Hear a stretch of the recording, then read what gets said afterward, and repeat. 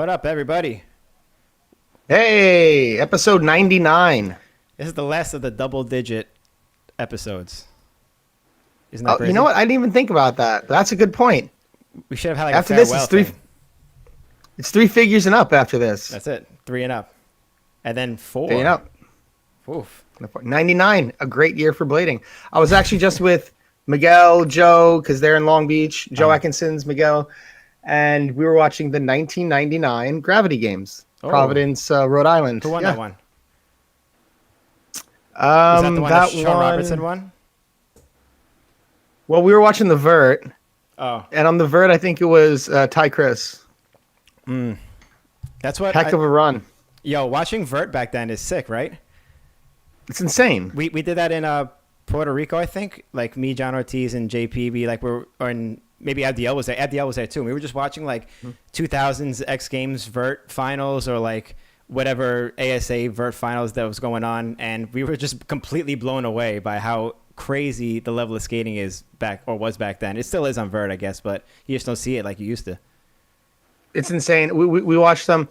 Also, Ty, if you're watching this, please come on the show. We would love to have you on the show. Yeah. But if you're watching this not live, like stop this, go to YouTube, watch Ty Chris show reel. It's insane. It's crazy. It's so crazy. Is it all skating? But no, that's the thing. It's Okay, that's what I it's like figured. half skating and half all this other crazy stuff. It's so he did Dancing with the Stars. He did like a TED talk. He's done all these crazy things. It's insane. Yeah, he's done a lot. But Shit.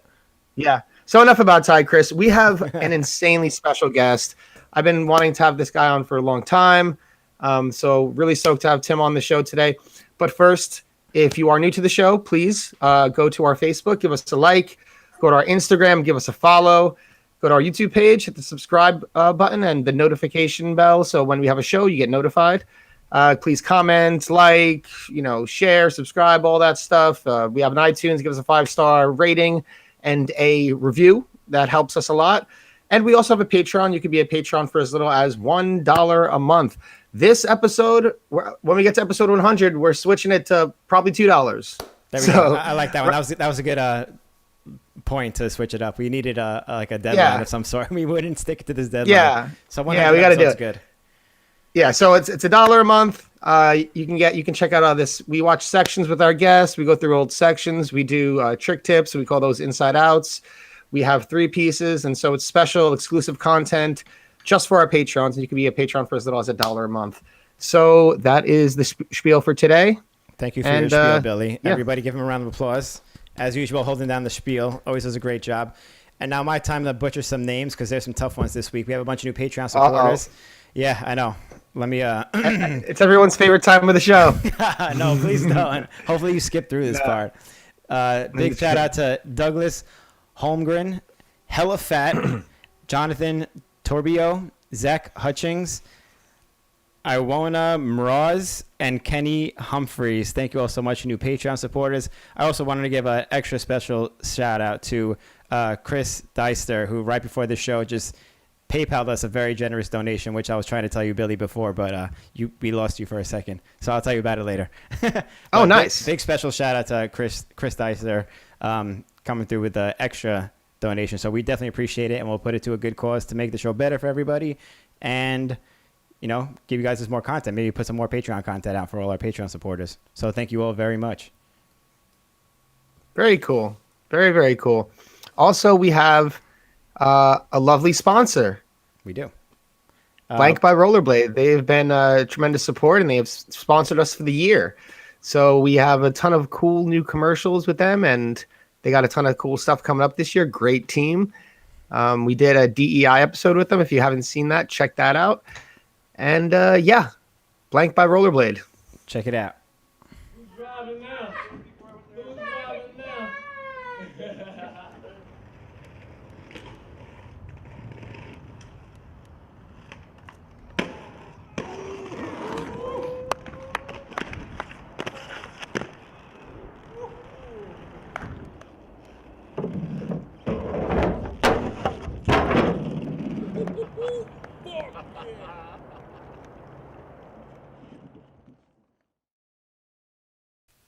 That was your boy Tony Woodland right there. If you haven't already, check out his episode. We did his a podcast with Tony a couple episodes back. I don't remember the exact number, but definitely check that out. And thank you again to Blank by Rollerblade. Everyone go check them out. Give them a follow on Instagram. The link is in the YouTube description below. And remember on Tony's episode, he was talking about he wants someone to write something so he could do like a skate superhero kind of guy. And like, look, he's built like a superhero. So all the writers out there, we got an insanely talented community. We got a ton of good writers. We need those scripts, because it's about to get to that time. Blade and Star to bubble up. It's starting to get popular again. Someone needs to write a cool script, a screenplay, and I'm just putting it out there. So more Blade shout out screenplays. Thank you for all the writers out there. Crayons, we're looking at you. That's right. Before we carry on with our episode with our special guest, Tim Adams, we have to do our Patreon monthly supporter giveaway. So like we say every month, we put everybody's name in a virtual hat right here. Everybody who supports us on Patreon, just to show our support back. And thanks for helping support this channel. We give away one of whatever you guys want from our online store. So the month of May just passed. Oh, look at that. Bobby Spasoff. Whoa. Thanks for supporting I didn't know the show, Bobby was a Patreon. That's Yeah, so cool. Bobby. That's awesome. All right. If Bobby's a Patreon supporter, you should be too. Oh, that's cool. Bobby gets a shirt and gets like a cool clip and a Jump Street shirt. Yeah, that's cool. That'd be dope. Yeah. Bobby, we'll hit you up and we'll get you whatever you want from our online store. And if you are just watching or listening anyway, check out our online store regardless. We have nice Jump Street mugs right here. We have Jump Street t-shirts, hats. So a bunch of good stuff in there. Check it out, jumpstreetpodcast.com/store. If you're watching on YouTube, you can also go in the link in the description below as well. Oh, the beanie. We got the 5 panels. The beanies, 5 panels, snapbacks, t-shirts, tanks, whatever you want. Right. It's up there. All right. But cool. Is that everything? I do believe so, yes. All right. We should carry on with our special guest. Let's carry on with our special guest. Everybody, please welcome Tim Adams.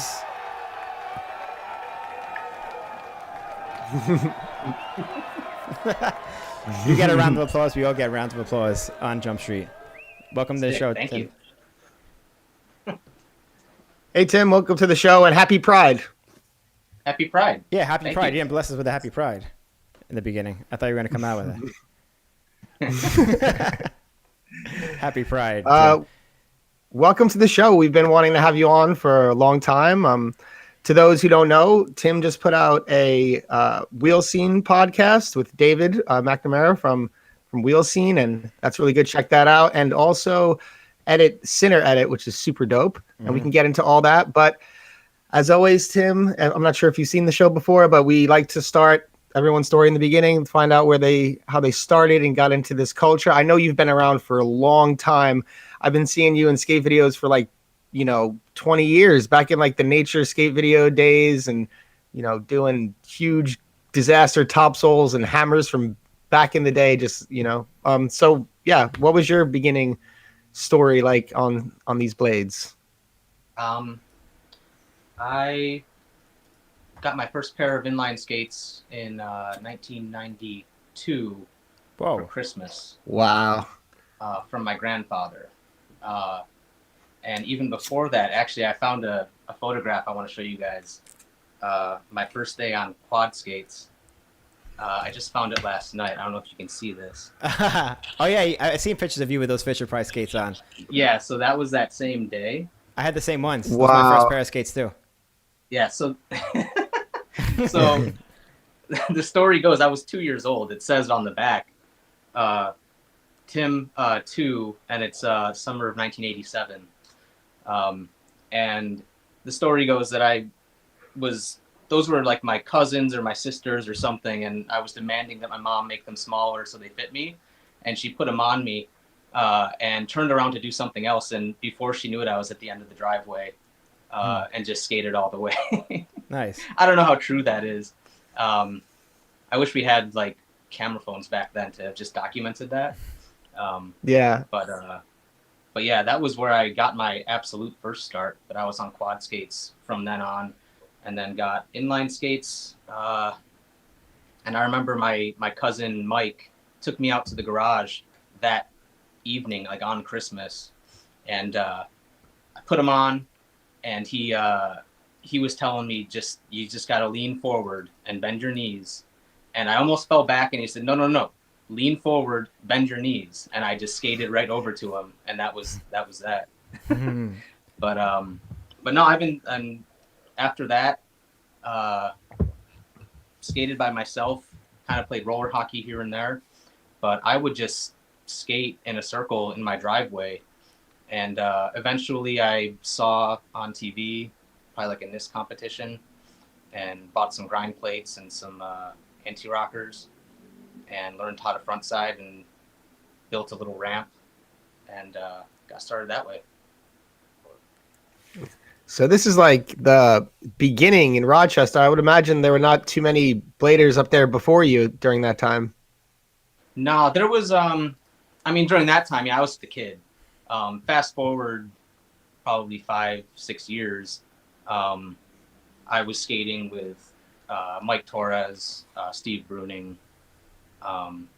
That was sort of our core group. And we were kids. We were in like middle school and high school. But there was an older generation, and they were like the Shifties kids. They were sponsored by like a snowboard and skate shop from like the other side of Rochester. They were kind of the wealthier group of guys. Sounds like a movie. Yeah, The Shifties kids. Yeah. And they didn't like us to begin with. Just out of we the were preps. promised. Yeah, exactly. Yeah. Yeah. But yeah, that's pretty much how we started. Eventually, those guys stopped skating. They were so good, but though they even by today's standards, so like stylish, and would do like big drop rails and hammers, and just kind of didn't give a fuck. But I think they like skateboard now. I don't know. But yeah, that's kind of how we started, and then we started branching out, going downtown, learning to hit handrails and film ourselves. So yeah. You guys made a pretty good like name for the Rochester scene though, because I was trying to think before, has there ever been like a pro quote unquote that came out of Rochester, like a big name you would say or something like that? No, not yet. Right?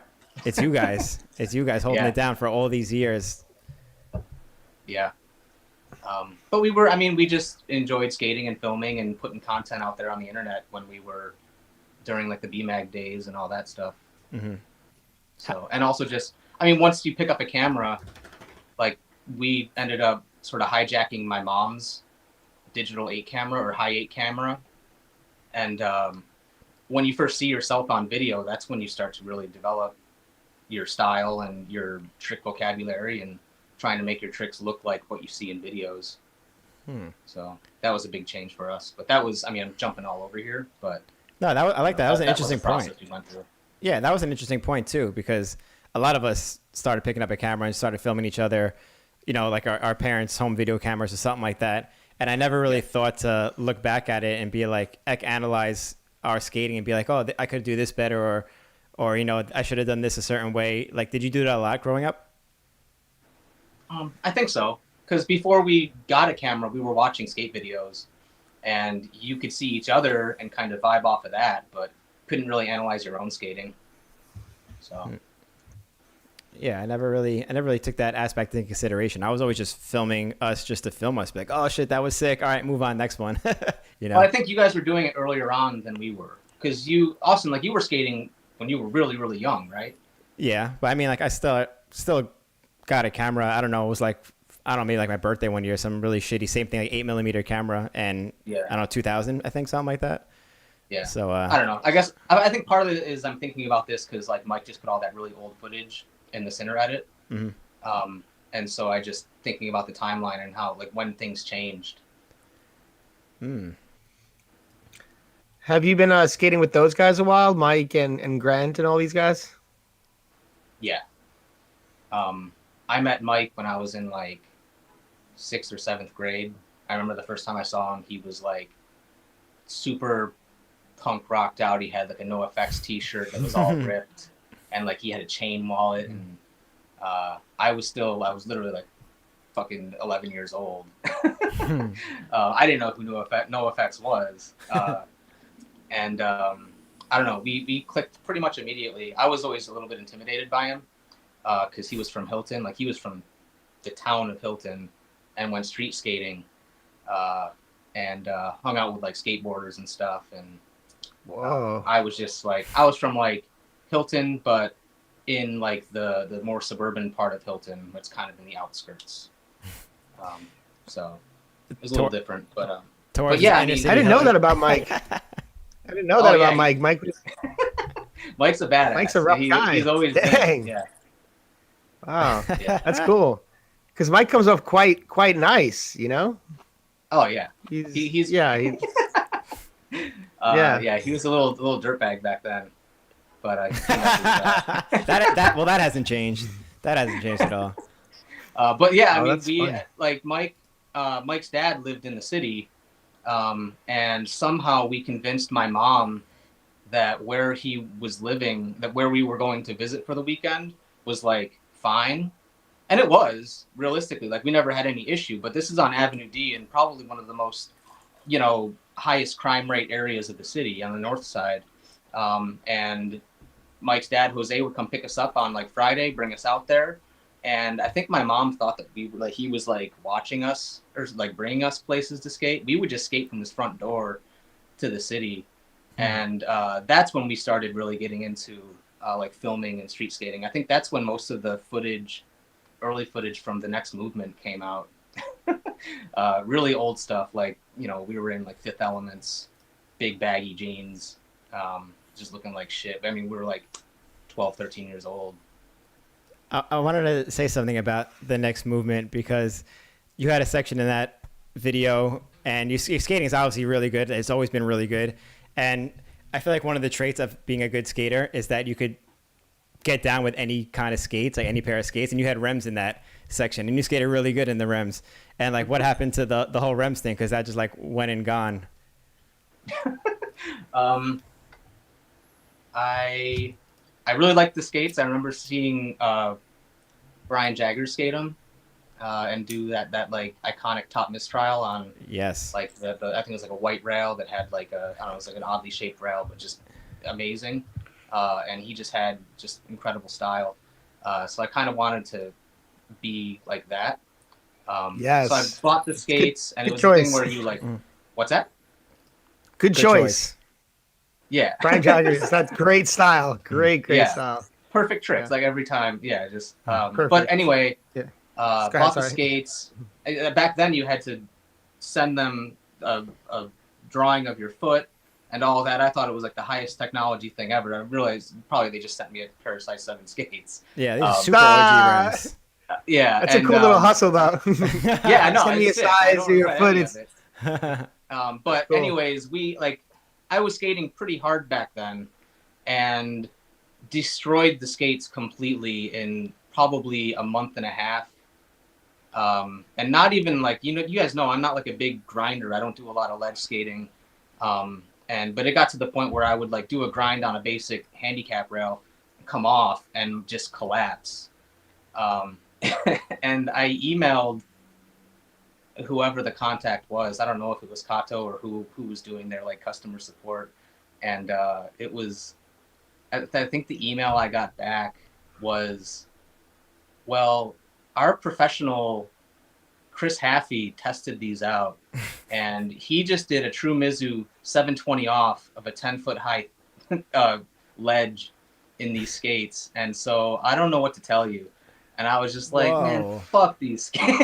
What? That is such a crazy response. That's crazy. Yeah.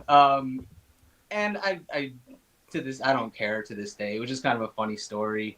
Cause I know I had all the Brian Bell videos, and I knew who Chris Happy was. Yeah, I don't know. It's funny. Like one of the first memories I have of becoming an adult was I had a copy of like one of the TBTV videos, and it had like Brian Bell's pager number on it. And I was like, yo, I hear he has this new video out, Wanted, or it was like Wanted or one of those like real Yeah. grimy videos that he came out with. And I was and I paged him and he called me and I ordered like all of the new videos he had. What? Yeah, and I talked to Brian Bell on the phone. I was probably like 12 or 13 years old. Oh that shit! Was a good memory. Wow. Yeah, I never knew that. That was the only way to get his video. You had to hit him up directly, and he would sell it to you. Yeah, I think I just mailed out cash. I don't know if I don't know how I got the cash to him, but I ended up getting the videos and hiding them from my mom. And That's so funny. Like Mike would come over and we'd like watch it, and then like mom would come into the room and we'd be like, "Oh shit, I gotta go like get some snacks or something," and like pause it. Change the channel. We didn't know what was gonna come up. Yeah, his videos are pretty raw. They were like, girls, fighting, and sometimes some breakdancing, and then sometimes some fighting, and it's like, oh, you never know what's gonna happen. So, people just throwing up, just puking, all that. Yeah. It was wild. It was wild. That's a crazy hustle. I didn't know that you had to like page him to get his videos. Yeah, if I'm remembering it right, I'm pretty sure that's what happened. And that's cool that he called you back. Like Brian Bell called you back. That's pretty sick. Yeah. There's actually a pretty funny story. I don't know, maybe. Yeah, I guess I should share it. You have to share it now. Like Sean Hoyt, who's like an old school Boston Blader. I guess he went up to Brian Bell, something along these lines. He went up and said, "Oh, like your video is really good. Like, I have your video." He's like, "How do you have my video? I didn't sell it to you." Something like that. And then basically he found out that he copied it, like he duplicated it. So Brian Bell like snuffed him. Oh shit. Damn. Yeah. So fuck around and find out. Fuck around, find out, man. Hey, he's a rough guy. R.I.P. Brian Bell. But yeah, Rochester's actually like a pretty unique location for skating because what's like always had such a good scene, but you interact with like I feel like the Boston and Connecticut guys more back in the day because like as young as I can remember, like I remember seeing you like in the nature skate videos. Like how did those interactions end up happening? Like getting in those videos and meeting with those guys. I honestly have no idea. We filmed a bunch of stuff, and I don't know. Someone must have sent them the footage, and it ended up in that video. I mean, it was a good thing because we weren't going to do anything with it. But I have family in Boston, and Mike and I actually we went on like a family vacation. Some of that footage in the oldest stuff that we have is in Boston. But like before that, or I guess it was after that we got pretty good and the nature videos came out. We were never, I don't think we were ever in communication with whoever made that. I'm honestly not sure. That was a joy of skating back then. You could just your footage could just show up in a video. Who knows? Yeah, I mean, someone must have mailed it out. Like it could have been like Mike Dispenza. He was filming us for a while, but yeah, I'm not sure. So was that like were those the first videos you were in? I guess like real videos or something like that? Yeah, I think so. There was the nature video, and there was a I want to say Brady Fontenot in Dallas or somewhere in Texas made a video that I had a bunch of footage in. I might have the name completely wrong. Yeah, sorry for the shitty answer. I honestly don't remember. I'll think of it if I think of it before we finish this discussion. But it was a good video. But it was it was all the I think it was centered in Dallas, and a lot of really good guys down there. That's even more random than the nature video. Yeah, very random. So what do you like? The Rochester scene, like I was saying before, is like always been like super strong. I feel like you, Grant, everyone, Dan Barnes, all these guys, like the Buffalo scene, like has always kind of held it down and been doing it for so long, like 20 years. I don't know. Why do you think that is? You guys have such a strong scene.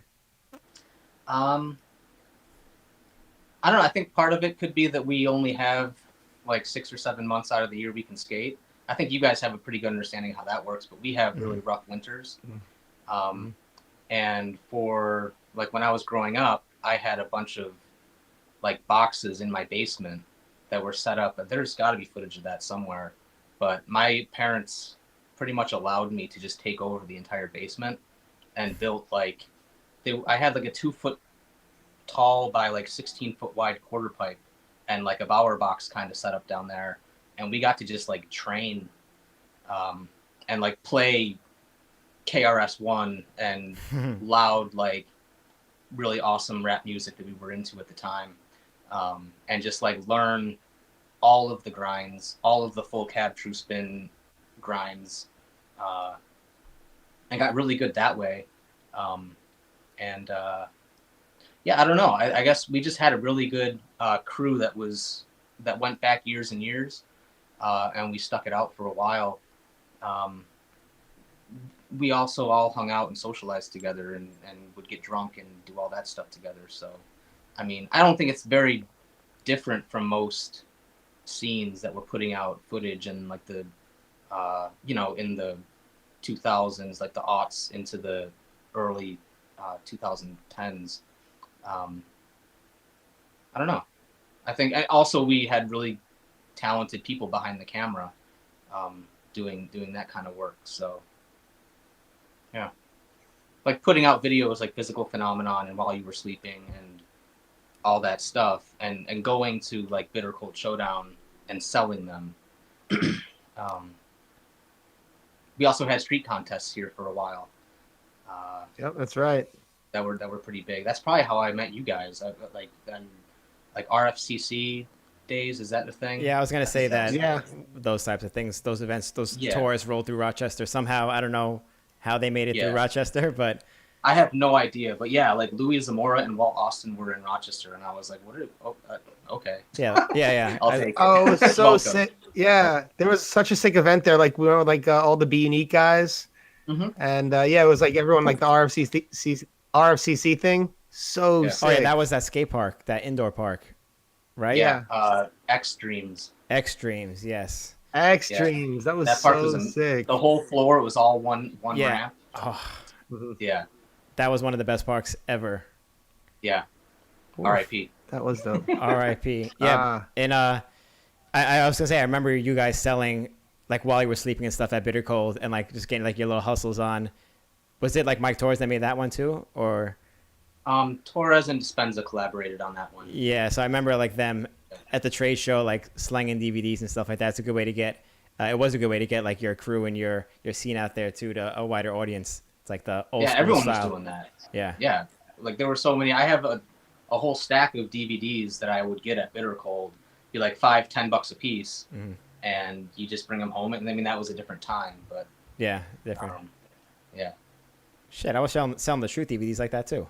And now that I think about it, I was doing the same thing. I have a picture of myself at Bitter Cold selling Truth DVDs just out of my hand. Yeah, for sure. And we had like T-shirts. Like later on, we did the Stoop. Yeah, the stoop. I was gonna say that. The like stoop. Never Not Stooping tees. Yeah. Yeah, that shit was sick. We got to bring that back. Just This- a re-release. Of the shirt. Yeah. Yeah, you guys were big on the stoop. You had the. Did you live at that house? No, I never lived there. Oh, well, a bunch of you but guys lived at that house.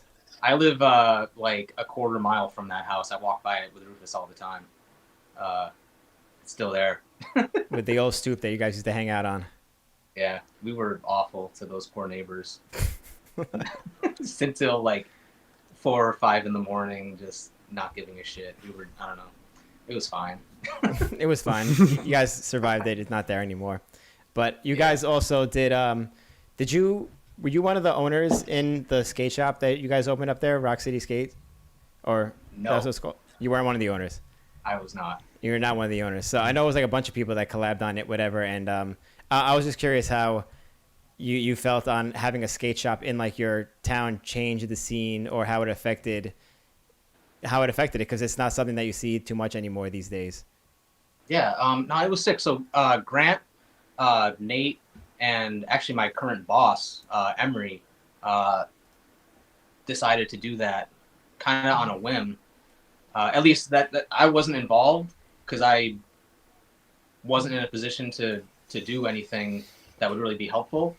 But they did that. They had a storefront right on Monroe Ave, which is a very busy. That Monroe Ave is what the street that the stoop was on. Stoop, yeah. Yeah. So they did that. I thought it was awesome. I think it lasted like a couple years, but it's just that was at probably the worst time you could open, especially an aggressive only shop in Rochester, in a city where maybe like 30 people do aggressive skating. You know. Yeah. And so I mean, as I wish that we had like the foresight to say, oh, we should do quad skates and rec skates and do all this other stuff. But for whatever reason, they decided they wanted to keep it like the core, like aggressive skating shop. And so that's what they did. And I don't know, it was cool for a while, and I'm glad they did it, but it was kind of bound to fail from the beginning, unfortunately. But, we had a place we could go meet up on weekends and just hang out there and watch skate videos and do all the stuff that you do in a storefront like that. But it just, unfortunately, just the money wasn't there. I was going to ask if it affected the scene at all. Did you guys, I know you said it was a bad time. What was it, like 2010-ish, something like that? I got my shirt on, by the way. I know, I see that. That's great. But I was curious if it affected the scene at all, like having a skate shop local to you. And since you've been skating for so long, you obviously seen Rochester, all the people that pretty much been through with skating and stuff like that. So you would have a good idea on like how that would change something like that. I mean, yeah, it brought some new people in, younger people that might be skating on their own out in like one of the suburbs of Rochester, would then come to the shop, and we would all hang out and kind of bond that way. I think that we met and became like long-term friends with a handful of people, but even that now, our scene is very small right now. So it's hard to say that it was like a super positive, that it had a super positive effect on our scene. It definitely didn't have a negative effect, but I think that the cost kind of outweighed the benefits in that regard. So, but you could talk to Grant or Nate or Emery, and they might have a totally different take on it. Because honestly, like I wasn't there all the time. So yeah. Yeah, it's a rough time to do a shop at that time, especially. It was, rollerblading is a very hand-to-mouth business. If you get into it, it's very tough to labor of love, I guess. For sure. So, yeah, but it's... Yeah. I feel like you need a lot of foot traffic if it's a new shop, a relatively new shop. Obviously there's established ones like, Loco and Roller Warehouse and stuff like that. But I feel like if you're starting out, it's like a brick and mortar kind of shop. Like foot traffic has to help that. Even people just walking by and being able to, be like, oh, I haven't seen rollerblades in a while. Let me check these out. Or if you see them in the window, it just sticks in people's minds a little better. Yeah, for sure. And I think that was there. We were actually, that shop was right around the corner from the main skateboard shop in Rochester, Crudco. And they saw us move in. I say us, I'll just say the rollerbladers move in. And we're like, oh, what the fuck is this? And then they realized it was in line, and they're like, oh, okay, no, that's fine. Because they knew we weren't like trying to jump on their territory for skateboard stuff. So they didn't see it as a threat? No, I don't think so. I thought they would have. Huh? That's interesting. No, this isn't 1995, I think skateboarders know, like, we're struggling anyway. I do think that one of the things that we should have done, or that they should have done, is because people that come in would have bought rec skates, would have, no one's going to buy like $300 razors with anti-rockers and all this stuff if they're just getting into rollerblading. And I don't know. I feel like I'm in no position to criticize what they did, and I feel like that's kind of like what I'm doing here. And I don't know. it was I think lesson learned. We could have done it better. They could have done it better, but yeah. Grant's in the chat now. I wonder if he's like screaming at the computer, screaming like, "Damn it, Tim! I told you this already. We tried doing this." Sorry, Grant. At that time, we were probably like arguing anyway, so. So it's okay. Yeah. Did you have one? Was there a shop growing up there before that? Oh, there were Shifties. Shifties. That's The where, Shifties yeah, kids. that was the shop that sponsored like. The Shifties kids. Yep. Okay, The okay. Shifties Yeah. kids. Damn those Yeah. Shifty kids. You're the bad kids. No, but eventually we ended up getting like pretty tight with them. So during was it BG15, like Battle My Crew 2, we linked up with the Shifties kids, and because they had pretty good camera equipment and wanted to like collaborate and like do a section for Battle My Crew. And it never made it to the actual video, but it's in the leftovers if you watch it. We were called the Tattooed Love Boys. And I'm not making that up.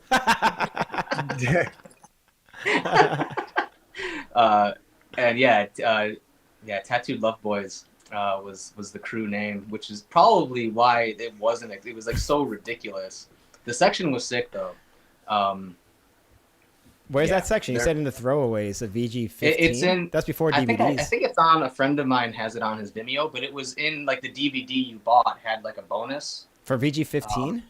Yeah, There was a and DVD you for could- VG15? yeah. Really? That was like when DVDs were just coming out. I didn't swear I'm know not that. First making it. ones. Yeah, I remember having VG16 on VHS and VG19 on VHS. Maybe I just got a Oh, DVD me player too. really late. Yeah, Slow transition. I think they offered both for a while. I think it was VG15. Maybe it was one of the later ones. 18. Whatever might Battle be. My there's- Crew 2 was. There's Battle My Crew 2 and then 3, so maybe one or the other. I don't know. Oh, maybe I'm wrong. Maybe it's. I don't know. I'll send you guys a link or something. But the section was Yeah. Tora said VG18. Yeah, I want to see that. Tora said VG18. That makes a little more sense for DVDs. sick. Oh shit. Okay, maybe it was VG18 then. Yeah. That's cool that you guys joined forces though with the Shifties kids. Yeah, we set aside our differences. Yeah. And then after all that, they put you in the leftovers. Yeah. That's a The fuck? bummer. Yeah. I need to check this out. And if you say it's sick, I believe it. Yeah, I'm curious too. Yeah. Yeah. Yeah, What else so- to talk about? Yeah, no. Well, I do have like a big list of stuff, but everything is all over the place. They're all like just completely different topics. we could get. Go ahead, Austin. No, well, I was curious, since we're on the Rochester topic, everything is about Rochester. I was going to say that like a bunch of people have moved out of Rochester over the years, and you've always been one of the few to stick around in Rochester and hold it down for the upstate New York scene. And like, I was wondering why you chose to stay out there and not venture out anywhere else, especially during a time a few years back when people were just leaving, going to, other bigger cities and shit. That's a good question. I never really had a career that would take me to other places.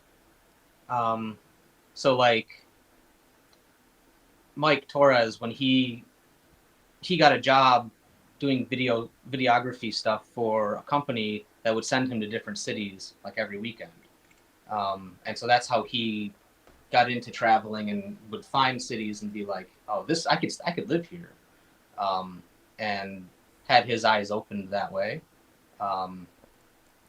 And I just never really had that. I was working as a mechanic. That's, an auto mechanic. It's not really... You could do that anywhere.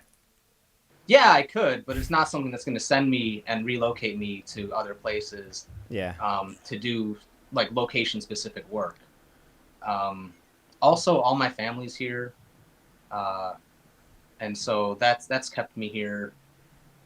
Like the shop I worked in was my dad's shop, and so I never really considered it. I have considered it much more recently over the past few years. Oh, really? So you never know. Where would you move to? But where would I move? Yeah. not New York City. Damn it. I love New York. Don't get me wrong. I love to visit New York, but I need space from other people, and I don't think it's for me. I visited many times. Rufus needs to run around. Yeah, it's just I'm a little bit slower. I'm more into a slower lifestyle than I respect that. than all that. I respect that. But Yeah, I don't know, it's a somewhere lot. maybe down south, out west. I don't know. I don't. There is no plan as of right now, and so there's no reason to even like list potential places. I wasn't gonna hold it against you. I was just curious what you had in mind.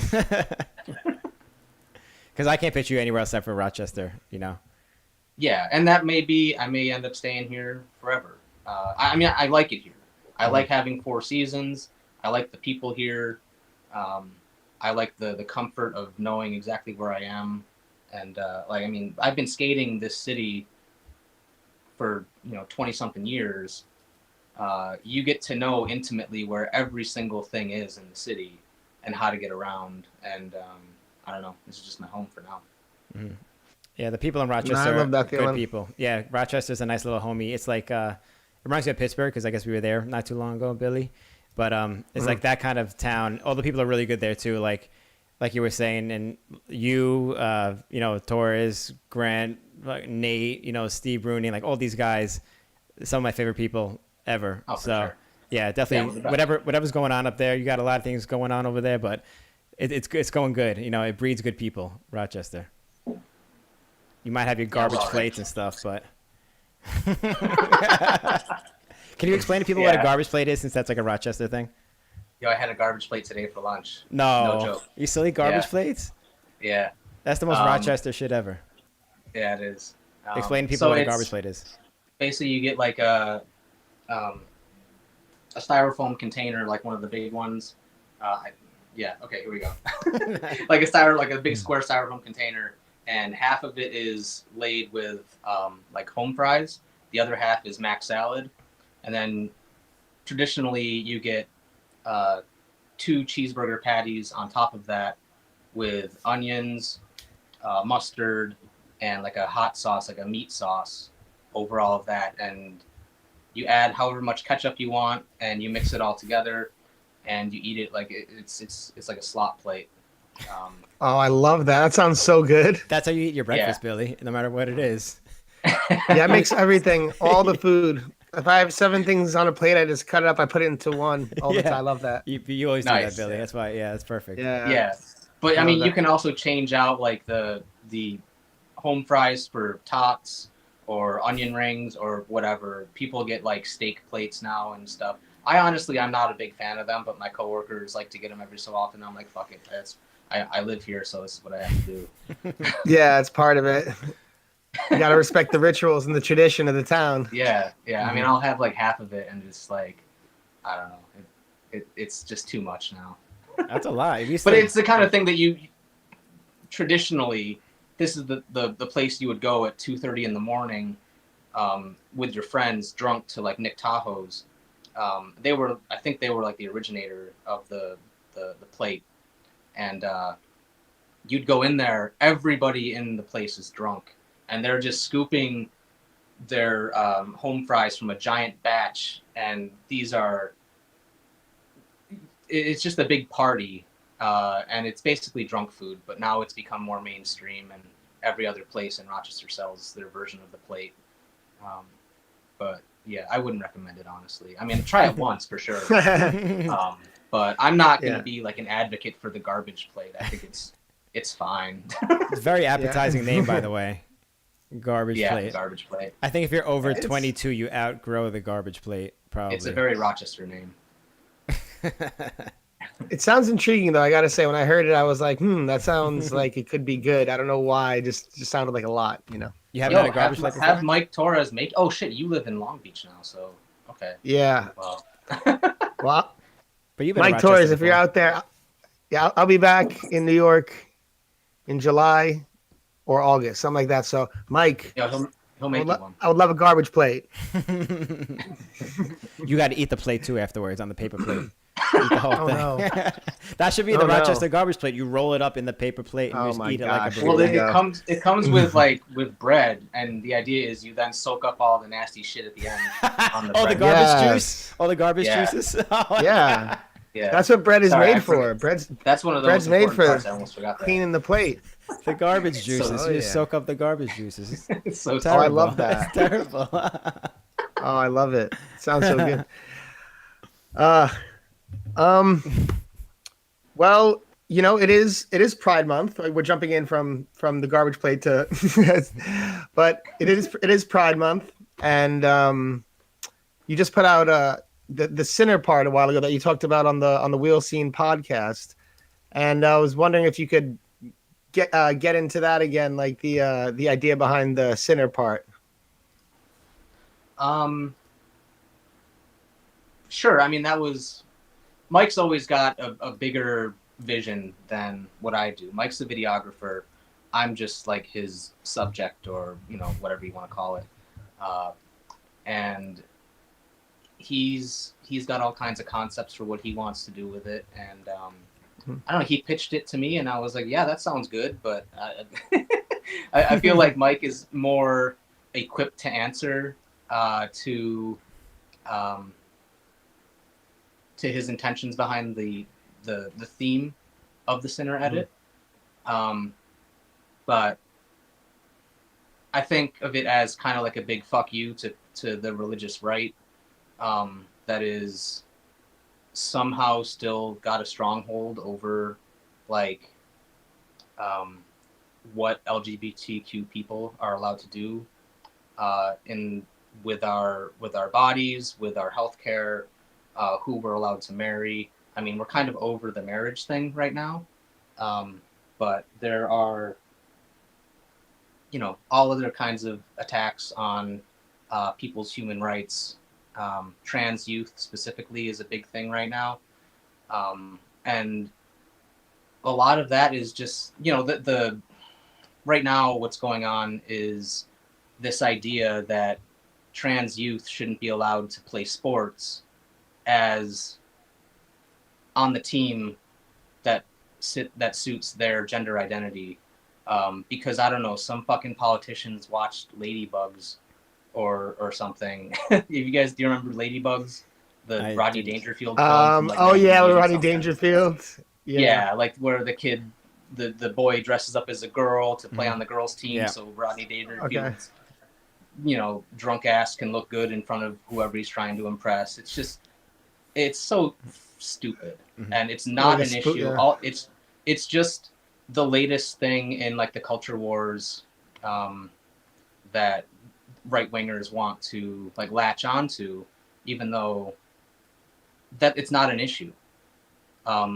If you had like a Venn diagram of like jocks who play sports and trans kids, very few of those that combination of that Venn diagram would be so small, and chances are the kids playing on the team would not care. Like this is an adult issue, and it's just awful. So I guess backing up to the theme of the edit being Sinner and having a pretty outwardly gay theme with the Grace Jones song.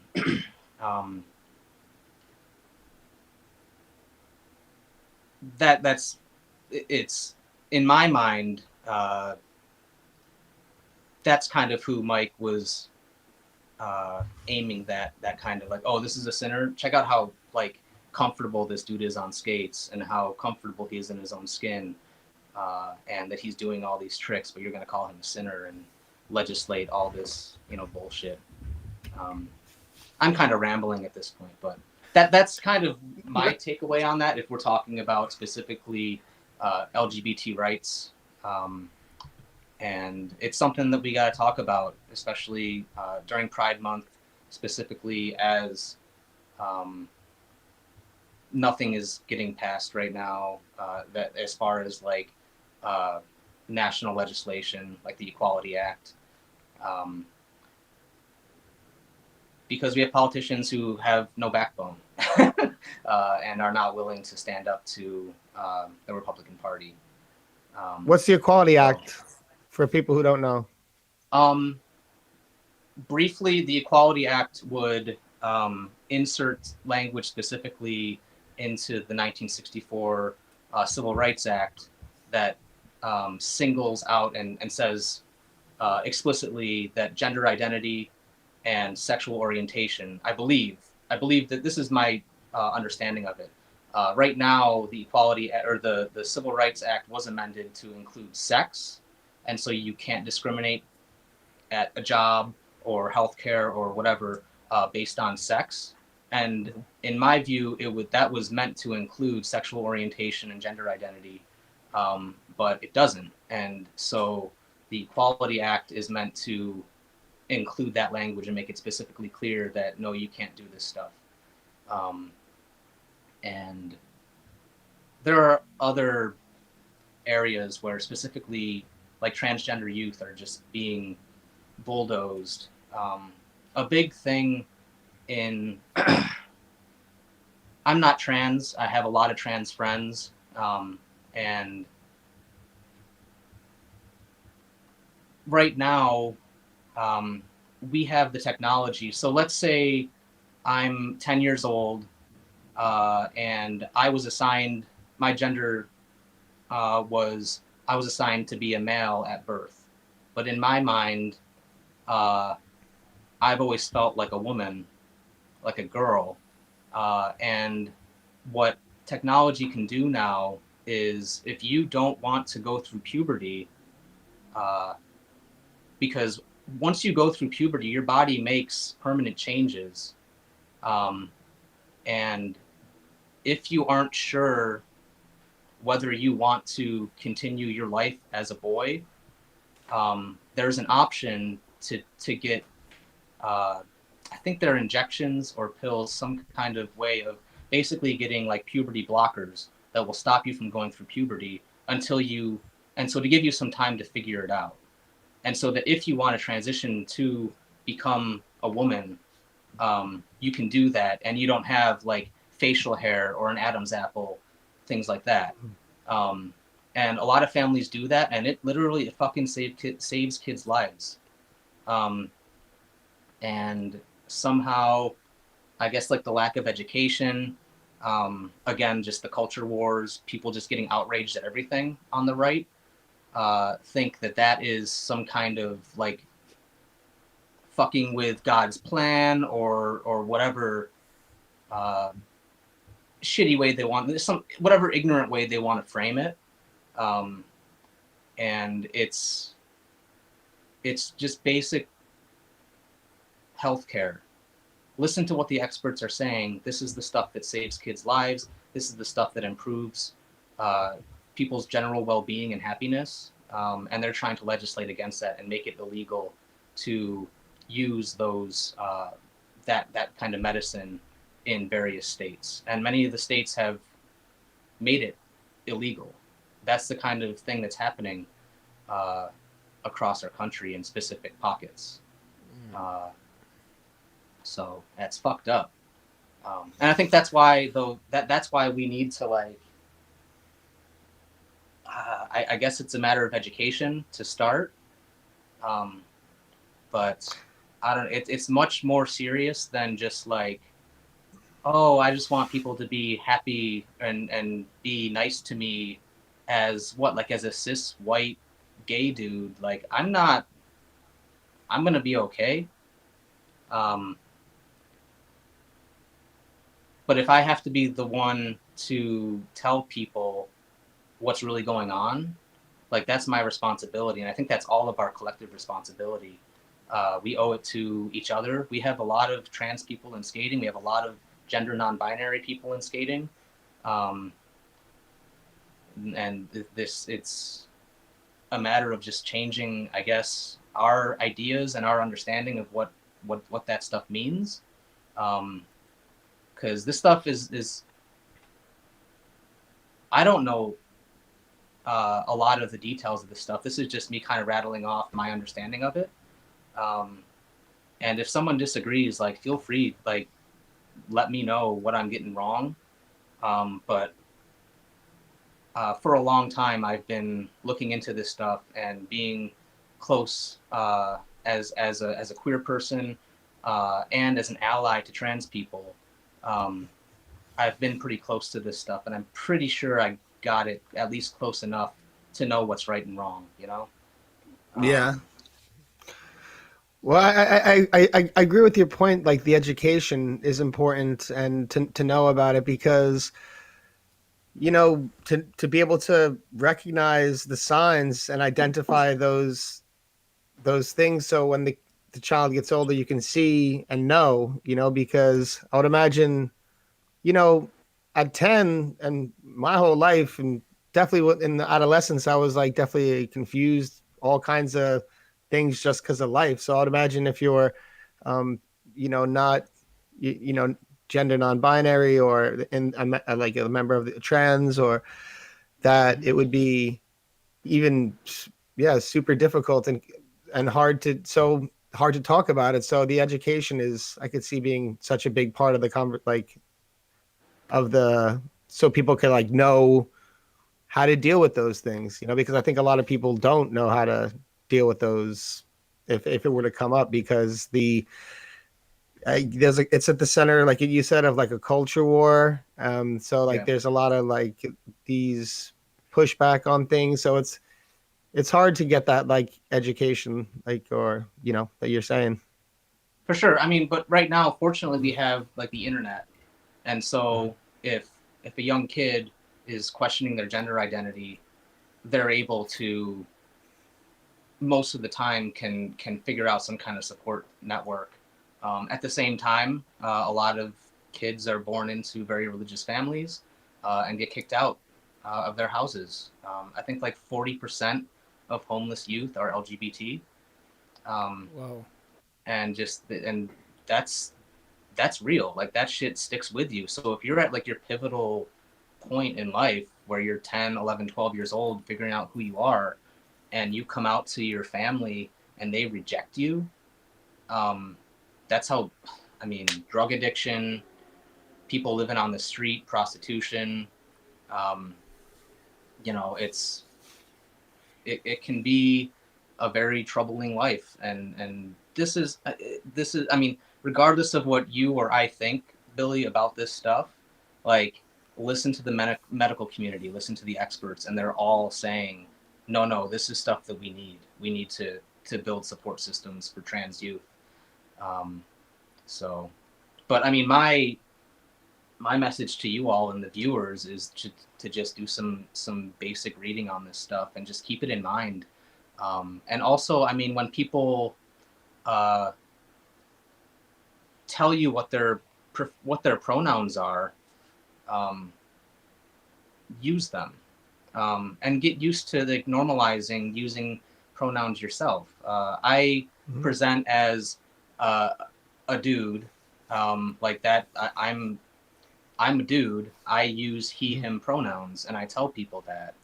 Um, and a lot of that is about solidarity with people um, who are either gender non-binary or beginning that journey, or transitioning. Um, and a lot of very good friends of mine have told me, and I've witnessed it, being misgendered, and it's traumatic for them, and it's just awful. So that's why, I mean, when I signed into this chat, I put my name as Tim, and then in parentheses he, him, because I because that's who I am, and I want to make perfectly clear that uh, that I stand with trans and non-binary people in that way, however I can, even if it's just a small gesture like that. Um, so I think that, I don't know. I think we need serious allies in this struggle, and I'm not just talking about LGBTQ rights. I think this carries over to issues of race and racism, uh, because like, I mean, I'll just tell you outright, like, I'm an anti-racist person, and I've done enough studying, done enough work out in the streets, organizing, doing campaigns in Rochester, in circles where I'm the only white dude in the room, and you learn a lot, and you learn to be pretty damn humble when you're in those circles, and you learn a lot more about yourself really than you do about Black history, Black and Brown history. But I think, anyways, I just think it's important for people who are in maybe positions of advantage, relative advantage, to show solidarity with people who may be struggling. 100%. No, I back that, man. That's real. We should be able to And support I think one that another. also, dude, like that relates to skating too. And to see a lot of the stuff that's I've been seeing on like Instagram, like Doug Williams has like a Black Skaters United page, and he just puts awesome content of Black skaters that I probably wouldn't have seen otherwise, and I wouldn't have followed otherwise. And it really it centers their skating and kind of gives them a platform that's specific to their experience. I think that kind of stuff is really awesome. I know Phil has been doing a lot of stuff with Queer Skaters Alliance, something like that, and they've been doing a lot of great work with that. And also there's been different Facebook groups popping up that have been doing readings and discussions and like book clubs and stuff like that. And so I think that's like the very first step, is to educate ourselves. But I think it's a pretty crucial one. And yeah, sorry if this is all actually, like... No, that actually makes sense, and I like your explanation of the why you would say he him, because I hear there was some on the comments in one of our things just saying that, oh, if you're a straight man and you say he him, it's, I forgot the wording, but it's like, it's basically saying like it was like extra, but when you describe it in that way, that makes perfect sense. Like you're showing like in support and making others feel comfortable. Yeah. I mean, and that's just my take. Like, dude, I constantly tell people, like, I don't know shit about shit. I know what I know, but I've got all kinds of blind spots. And so if I'm getting something wrong, like, call me out on that shit. But I think it's a matter of moving through this world with good intentions, and also assuming that everybody else has the best of intentions, and that I think we all have like similar goals in mind. I think some of the disagreement can come as far as like how we get there, and how quickly we get there. Because, talking with you guys, you guys are my friends. I've known you guys for years. And I want to be as effective with this message as I can right now. But like, I'm also a member of a bunch of automotive forums on Facebook and Instagram and stuff. And like, dude, I get straight up bashed. Like if I disagree with someone on like something about their car, they'll go on my page, see that I'm gay, and they'll bring that shit up. And my response to them is usually, yo, if you said that to my face, like I'd knock your teeth out. And that's just me being real. But I don't think that's necessarily the most effective way of dealing with people. But when you're online and it's in your face, like I've never been in a fight in my life, but I can throw a punch. And like I'm not a violent person. I don't want it to get there, but if it does, I have no problem defending myself or the people around me, the people that I love. So, so yeah. Yeah, you're a passionate person about that stuff. You were like a, can I say that? Yeah, you were like a activist I've seen you all over like marching on streets and long before like 2020, and yeah, you're just very passionate. You're a strong person, like to stick up for what you believe in. Yeah, I mean, it's important to me because this isn't like an intellectual game for me. Like it's a matter of survival and some of my closest friends being in that struggle. Um, and albeit if anyone has seen me in recent years, like I don't post a lot of that shit on social media anymore. And I'm not as active as I once was. I needed to take a big step back. But yeah, I mean, we were out in the streets this summer. We didn't have a choice.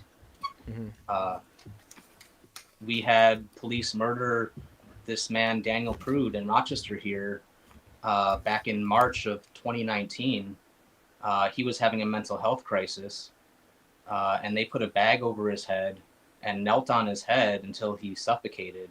And he was brain dead. And I think like a day or two later, he was pronounced dead at the hospital. And the whole city erupted after that. And the police responded as they always do, shooting rubber bullets at us and saying that, you know, that protesters are violent and all this shit, but they're instigating it. And it's, I don't know, it's a mess. Police is a whole nother topic that we can get to on another episode, but I don't know. Yeah, I saw that happen in Rochester. This last year, right? This past summer, yeah. Yeah. So and also like, yeah, it's these kinds of moments. There's always like the event that happens, and then there's what happens after that, and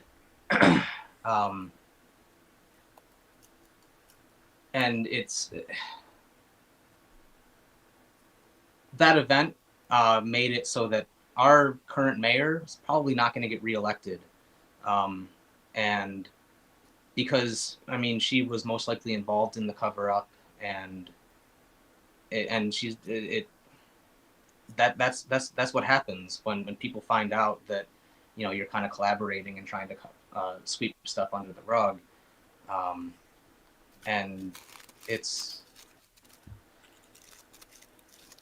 yeah, I honestly, I could talk about something good. So something, yeah. Just not. What's that?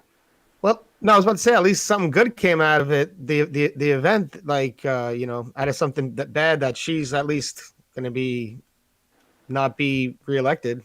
Sure, and I mean, a lot of organizers with Black Lives Matter are running for office now, and it's really pushing whether they get elected or not. And what we used to do when I was organizing back 10 years ago. We would run candidates, not because we thought they were going to win, but because they got to a platform to expose people's bullshit and push the agenda, whether they get elected or not. The message is there, and it's a matter of educating people about what's really going on. I have family who have had mental health crises, and they weren't suffocated, they weren't snuffed out. And so there is a right way to deal with this stuff. And in my view, it's not the police. So, yeah. So there's, I don't know. I feel like I'm just rambling about okay. No. Okay. You know what? We can, first of all, I think this is important, this awareness, and I know you think you're rambling, but you're not. You're being pretty articulate about a lot of this and presenting it well. So don't think you're rambling. You're not. But maybe we can, you know, we can get back into that and all this conversation, which I think is good. But since we are on the topic and we are talking to you on this podcast, I would like to bring maybe back to your announcement on kind of coming out to the skate community on Facebook, which was a few years back. I know that there was I mean, I couldn't imagine personally, but I'm sure that was huge for you, like what that took to do. And I was just curious to know, like, you know, your feelings. And, you know, we talked to Grant about this a little bit, but coming up in a community where it's so centric on being fruit booters and, you know, I guess so many rollerbladers trying to, oh, we're not gay, you're gay, and kind of using that in our vernacular a lot when we're talking in a certain time. I think a lot of people have grown past it, but before that was even like a taboo kind of thing, what that was like, and then also to come out on Facebook to the blading community. Yeah, it was pretty powerful time in my life. It was 5 years ago, or it'll be 5 years this month, I think. Um, I just realized on the Platform podcast with David, I misspoke because I remembered the Pulse shooting in Orlando being in September, like Labor Day weekend, but I think it was actually like Memorial Day weekend. And then I just realized, I checked my calendar. This Saturday is the 5-year anniversary of that shooting. Um, so it's June 12th, I believe. And so like a week after that, I ended up coming out. During that time, when I was that weekend, how I found out about that, I was camping and getting ready to leave on a Monday morning to leave camp because for whatever reason, I drove myself. Friends and I were camping like 3 hours south of here down in Pennsylvania. And I think our schedules didn't align, so we couldn't ride together. So I ended up meeting up with them afterward. And so anyways, I was driving home. And right before I left, someone came over to our group and said, "Hey, did you hear about this? There was a shooting in Orlando. There were like 100 people shot. It was like a massacre." And we were all just like, "Oh, fuck, that's awful. That's terrible." But we didn't know that it was at a gay nightclub. And so I just left, and I was listening to the radio on the way home, and it came over the radio talking about the Pulse Massacre, now as we know it, and that it was a gay nightclub, and that 50 people had died. And normally in that circumstance, I would be driving in a group of friends, and these are my gay friends I was camping with, by the way. So normally, under normal circumstance, I would be driving with them, and I wasn't. And I was like midway. I was like 2 hours from home, and I remember pulling over and fucking bawling my eyes out. And not really understanding why. And eventually over the next few days, it kind of, I processed it a bit and talked with my mom and to friends about it, but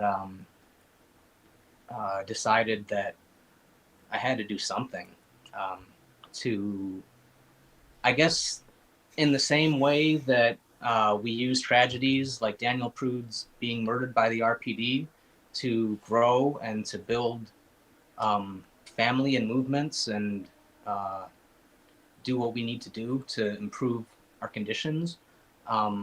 That was what I had to do, was to come out first to my family, because I wasn't out to all of my family, my immediate family.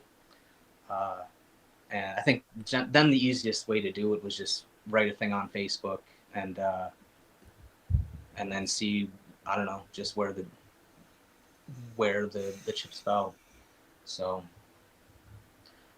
that was, I don't remember what the question was right now. No, it was generally, yeah, just that kind of revisiting experience. That. Yeah. Yeah, and dude, the all of the, I can't say all, but an overwhelming majority of the responses were positive. And I was going to ask how the support was, because I'm sure most of your friends on Facebook were from the blading community. Yeah. Yeah, and the support was huge. And people were hitting me up from, like, I think like Justin from BMAG wanted to do an interview. Frank, I ended up talking with Frank Stoner with BMAG about it. That's just, I know Frank better personally than, like, Frank was my instructor at Woodward when I was like 12 years old. So we just got to kind of reconnect over that. But yeah, and everybody was just super supportive. People who weren't, they just kind of left, and that's fine.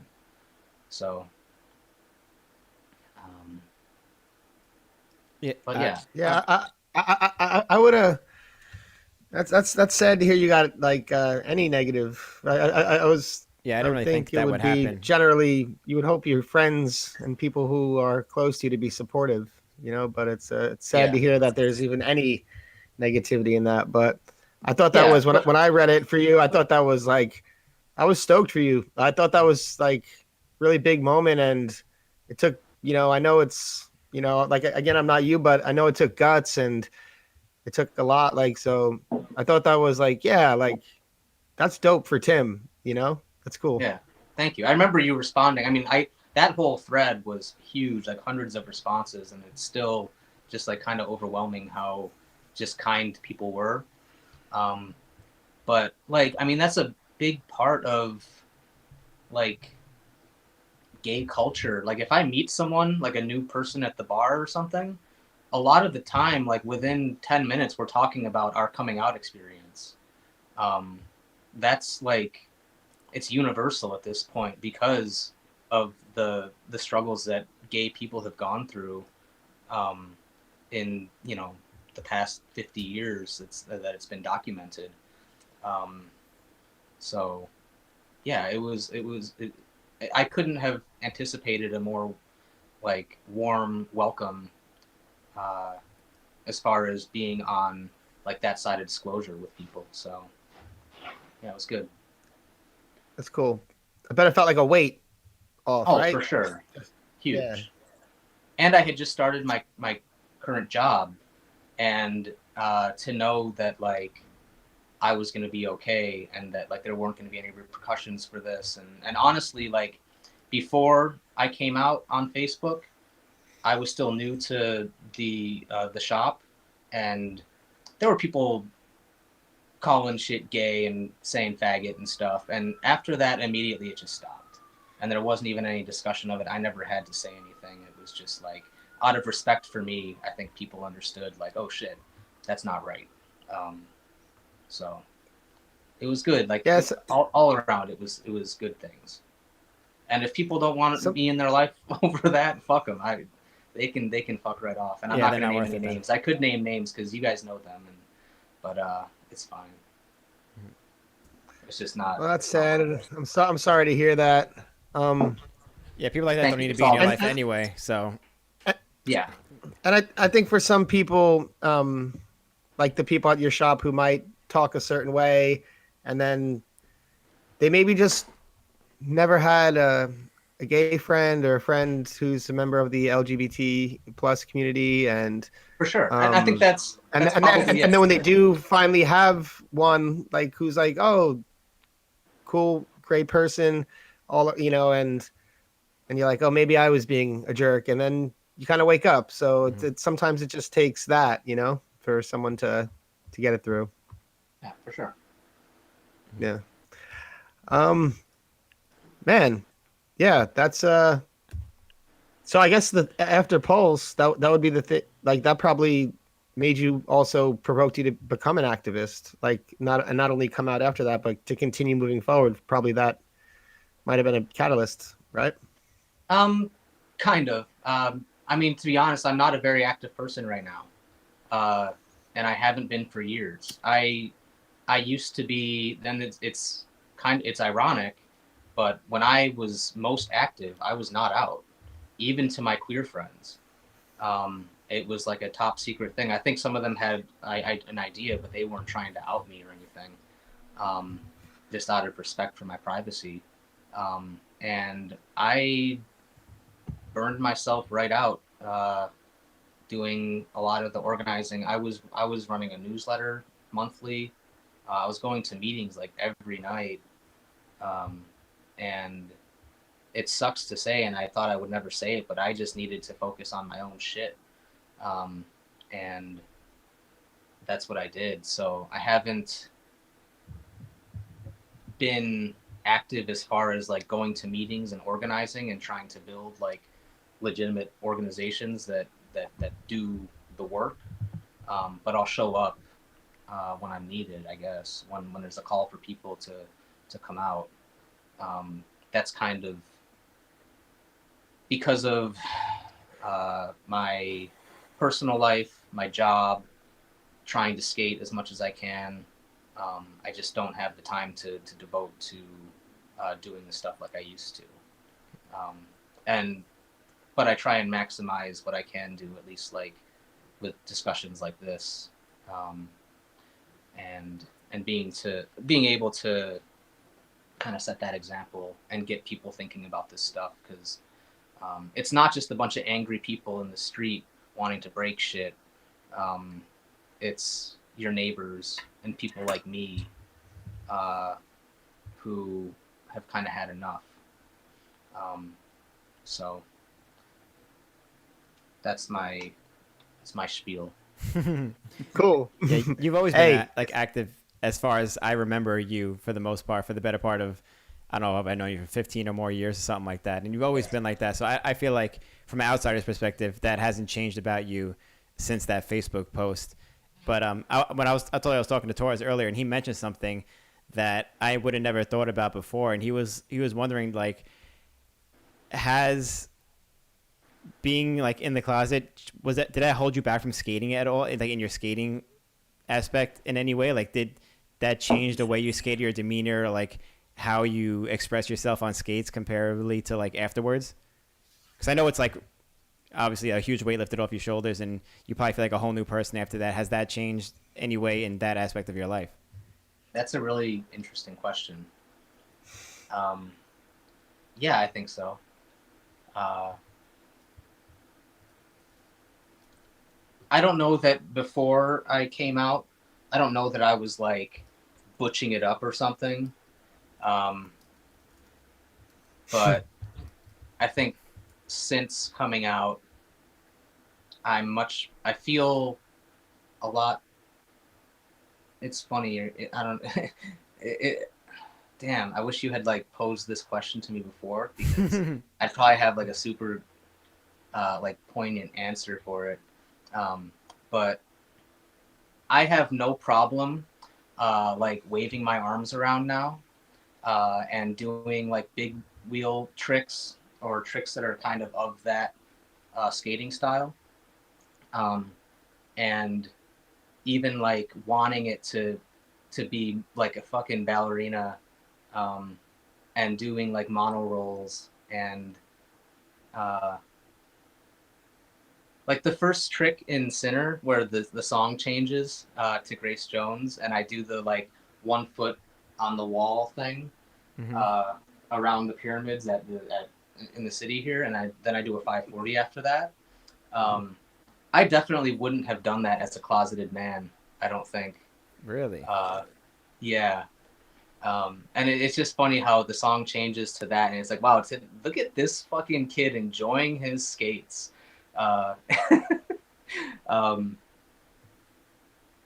Yeah, I think there's some of that.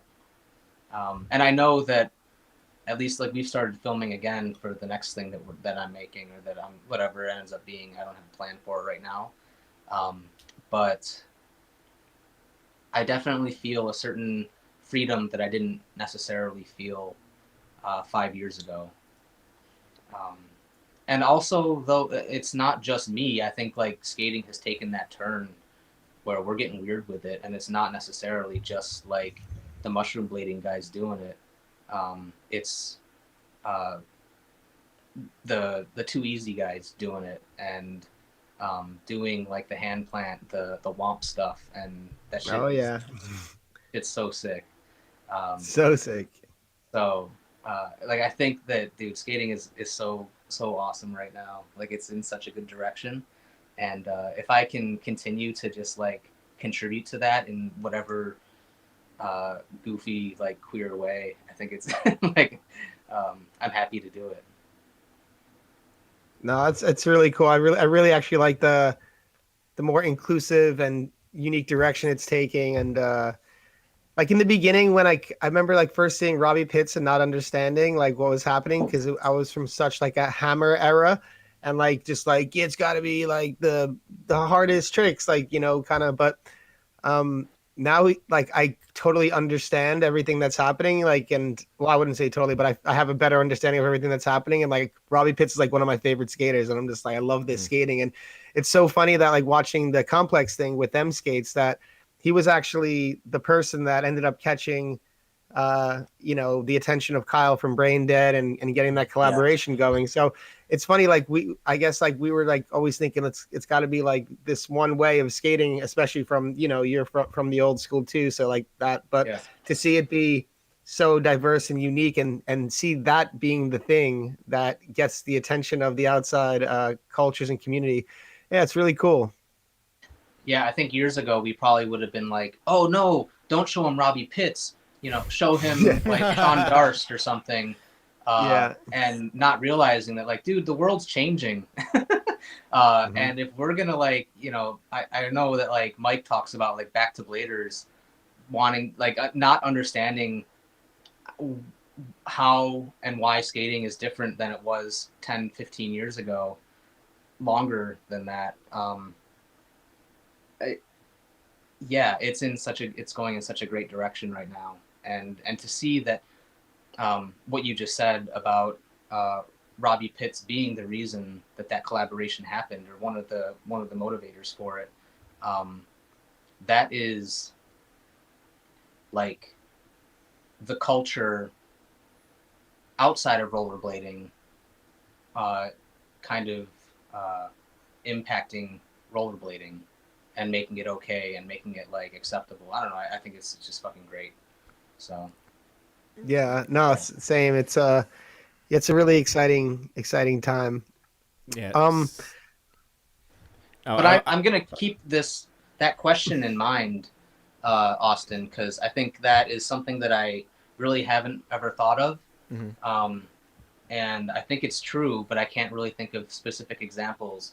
And to like keep that mindset when I am skating, because I think it holds a lot of potential for me personally, but also, as I was saying, like what I can do to contribute to the culture, So. Yeah, I feel like there might have been more or less something that was like subliminally like suppressed kind of in the back of your mind, maybe while you were skating at a certain time in your life or whatever. But as I was like thinking about it also, I was curious if you were going to say a particular instance or thinking back on the clip you did or something like that where you might have had some sort of mental block that, triggers a memory or something. But nothing comes to mind, I'm guessing. Yeah. No, not that I can think of offhand. Yeah. Yeah, but that is actually that's a good question, because like I didn't think of that either, because it's like you had like so much of your time skating where I guess the term would be you're in the closet and then come out after. I wonder if that is, that is a good question, if it's like affecting skating or something like that, because skating is cool. kind of, everyone always talks about skating being a freedom like expression, and words it that way, which I feel like that transition in your life would be very similar to that. So it makes perfect sense when you think about it. But also, I mean, skating has been just like, people say this all the time, like, oh, I don't know where I would be right now if it wasn't for skating. Like people, I could have got into like drugs, or, that got me out of selling drugs, or brought me out of my depression or whatever. We hear these examples all the time.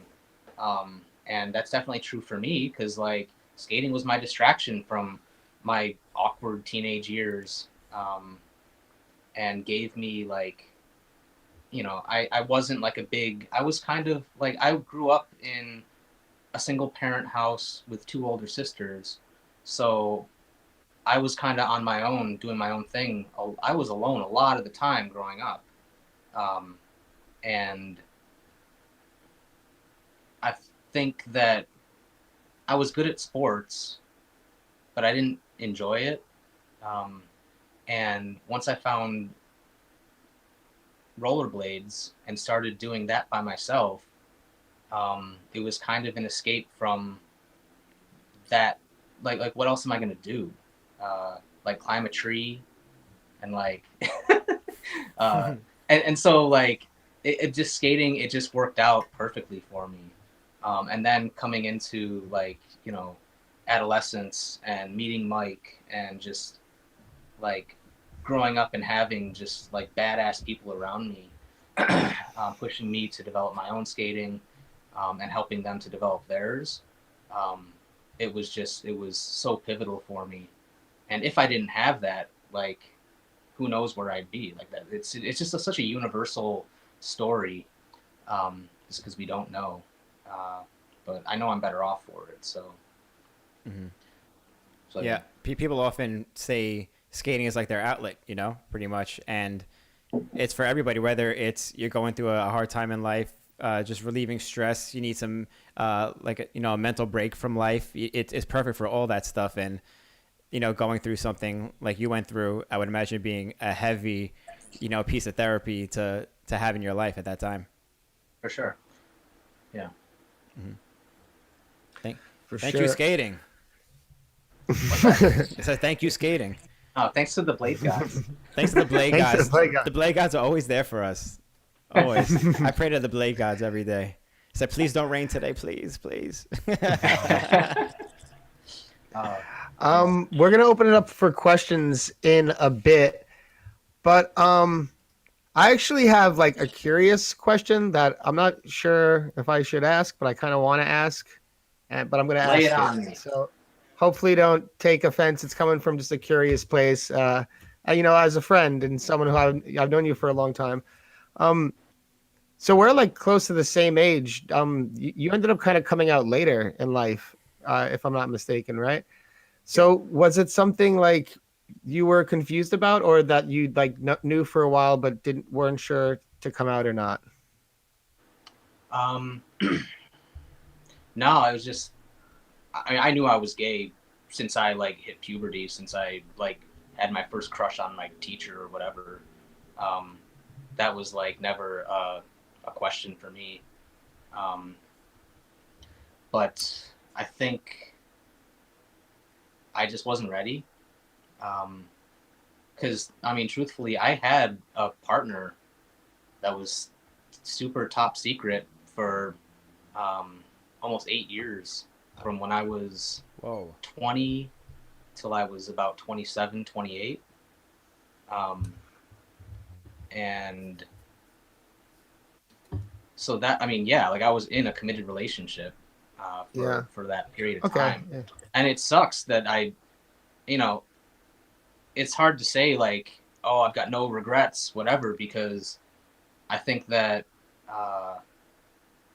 that was a part of my life that I didn't get to share with the people who were close with me. My mom never met him.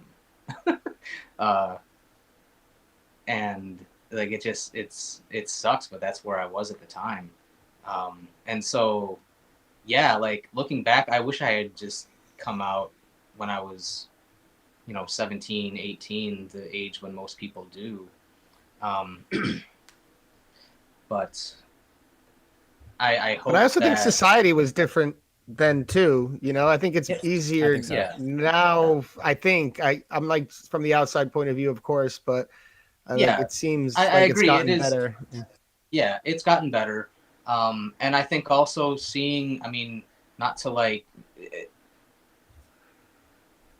in skating, it's not really a big thing, because what young people, I know they exist, I just don't see them. So in my mind, I want to be that example for young people who are questioning, or who think they're queer or whatever, to come out, and at least like, dude, if you're watching, feel free to contact me.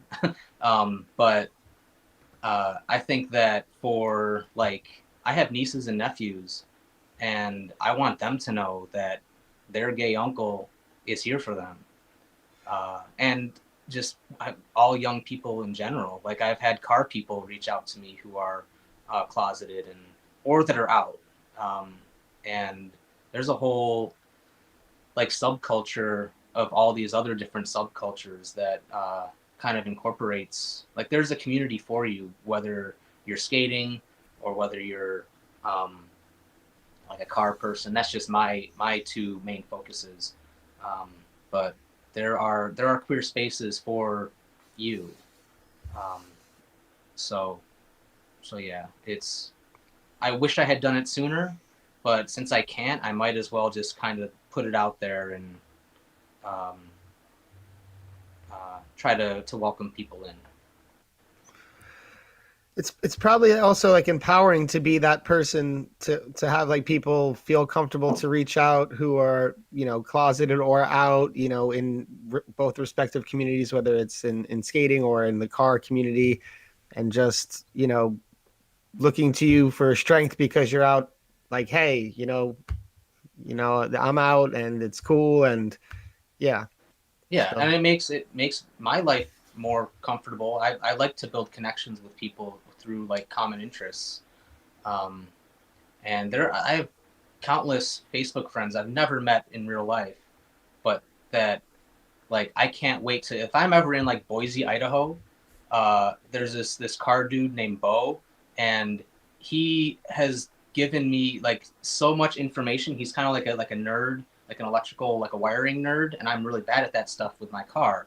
And just I was like, hey, he happened to message me one day, and I was like, yeah, I'm doing this. Like, here's my rat's nest of took a picture of what I was working on, and he's like, well, what's the problem? And I started explaining it to him, and he like walked me through every wire to connect, and then my car was running like the next day, just because this commonality that we have. And I didn't know he was that, genius of a dude. He is, uh, and I would never have had that connection had we not connected through being car people and also both being gay. You kind of build that other commonality. So Yeah, you mentioned That's like cool. yeah, you mentioned like obviously showing your support if anyone needs someone to talk to, reach out to you. But you also mentioned earlier about like there's certain Facebook groups like a lot of education and other people like support group kind of thing. Are there any specific ones that you want to like mention so that people could have a place to go to for this? shit, yeah. Can we put them in like the footnotes or something? Yeah, I'll do that in the YouTube description. You can send me them later Yeah. to go through. I think Let's like do that's that, a 'cause good idea. that's probably easier than just me rattling off a bunch of words. Okay.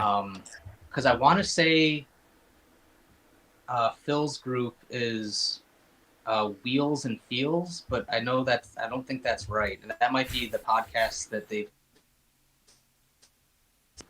But that's a really good one. If people want to get involved, reach out to me. I'll send you all the information you need. But we'll put the information in the footnotes. Okay, we'll do that then because yeah, for anybody who's listening, I guess check this out on YouTube and get the links in there. Tim, you're frozen a little bit. You hear us? You see us?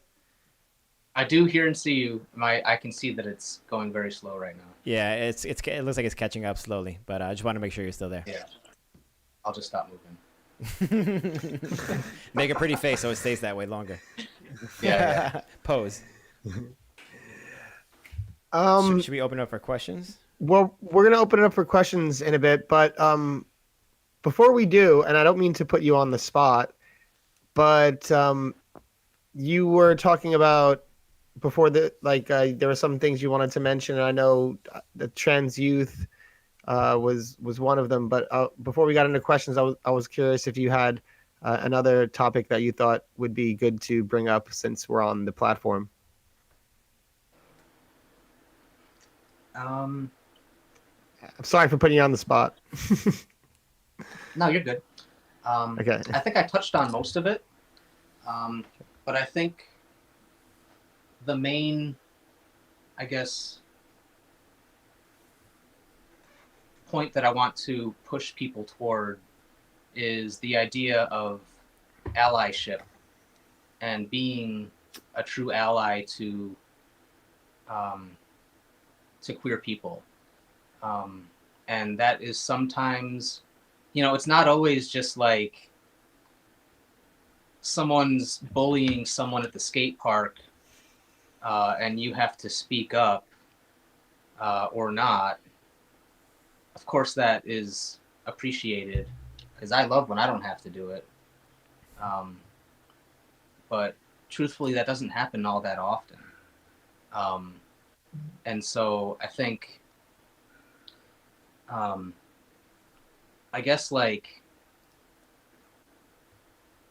what I want to push people toward is to like really embrace me and people like me, and be okay with even celebrating pride. Like, Bill, by the way, congratulations on your engagement. Thank you. Super random. It's kind of an odd time to bring this up, but like in thinking of like celebrating, and like when I saw your Instagram post, and like you had like a picture and then you had another picture and then you had like the video, I was just like cheering and like just so happy for you. Thank you. That you're like building a life with someone you love, and that you're like starting like something that's gonna last like the rest of your life. Like it's huge. Like you found that person, and like I would hope that if I'm ever in your shoes, that people would celebrate my own journey in that same way, and to understand that like my history in that it's much less likely that it's going to happen for me.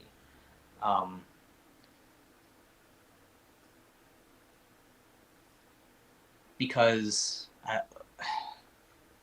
to be frank, an entire generation was wiped out by AIDS. And there's a lot of really good information about that. I think there's a great show on Netflix right now that walks you through the different decades of LGBT history and the just absolute neglect and slaughter that the gay community faced in the 80s, just due to straight up neglect from any government action. And I think that, especially with the way, even through the Trump presidency, how the COVID response was handled, and how quickly these vaccinations were like, relatively slow, but how quickly they were developed, and like that kind of shit could have happened in the 80s and it just didn't. And so a lot of people talk about how many more queer and trans kids there are these days, and Generation Z and us millennials. And the reality is there's not an uptick in queer people out there. It's just that we lost an entire generation.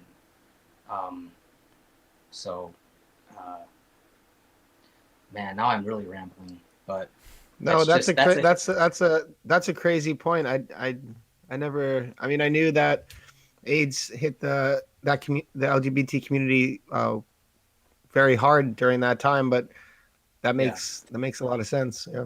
I'm fortunate to know a lot of older folks who lived through it, and survived it, and are still healthy and still doing great. And there's a lot of just really amazing stories. There's an Instagram page that I follow, and I wish I had written it down, but I think it's called the AIDS Memorial.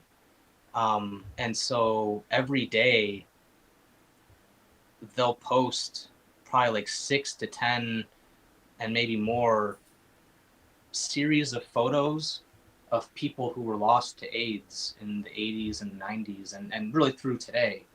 And these are some of the most talented, amazing, creative, beautiful people that are not around, and that like we lost just tragically. And I mean, there are friends of mine that were like, dude, I lost everyone I know. Like everyone I knew back then, they all just died. And people had to just kind of restart. And I think it's important for young people who are LGBTQ to know about this history and to respect that history, but also for our straight allies to also know that history and understand that like when our rights are under attack, like all of our rights are under attack, because it's not just queer people who died. So it's so heavy, and it's like No, but that's important because like I didn't. Yeah. yeah, there's What's the thing another the thing on Netflix, by the way? What is that called? I think it's called Pride. Pride. And it goes back to like the 50s and then through current day, goes through decade by decade through the history, and it's just really fantastic. But there was another one that I just found last night and was listening. I didn't get through it because I needed to go to bed. But I'll send that to you guys, because that one is specifically about the AIDS crisis, and it just was released, I think, last night on one of those, not like, who does Mike work for? Like the online Torres? media. Yeah. Vice. No. Vice. I think it's a Vice documentary, and it's like an hour and a half long, and it takes you through the AIDS crisis, and it's kind of heavy, but most of it is set in current day, like survivors talking about, people who are my age or even younger, who are living with HIV, and it's a really powerful tool. I'm only like 45 minutes in, so I can't speak to the whole thing, but that's something that we should. I don't know what it's called offhand because my phone is recording me, but let's include that in the show notes too if we can. The Neglected Pandemic? Probably, yeah. Yeah. Yeah, that's it. Because it's based on like, okay, we got through COVID, but here's what happened before COVID. This isn't the first time this has happened. And that's why I right now in Rochester here, I'm vaccinated. Most of the people I know are vaccinated because most of the people I know are gay and understand that how pandemics work. And I think the message has been passed down that we need to trust science and we need to do this thing. So if I go out to like a grocery store or a gas station, I'm still wearing a mask just because that's, I think right now the right thing to do in general public. But if I go to the gay bar, I know those motherfuckers are all vaccinated. And so fortunately, like, I think we're able to, we have that history and are able to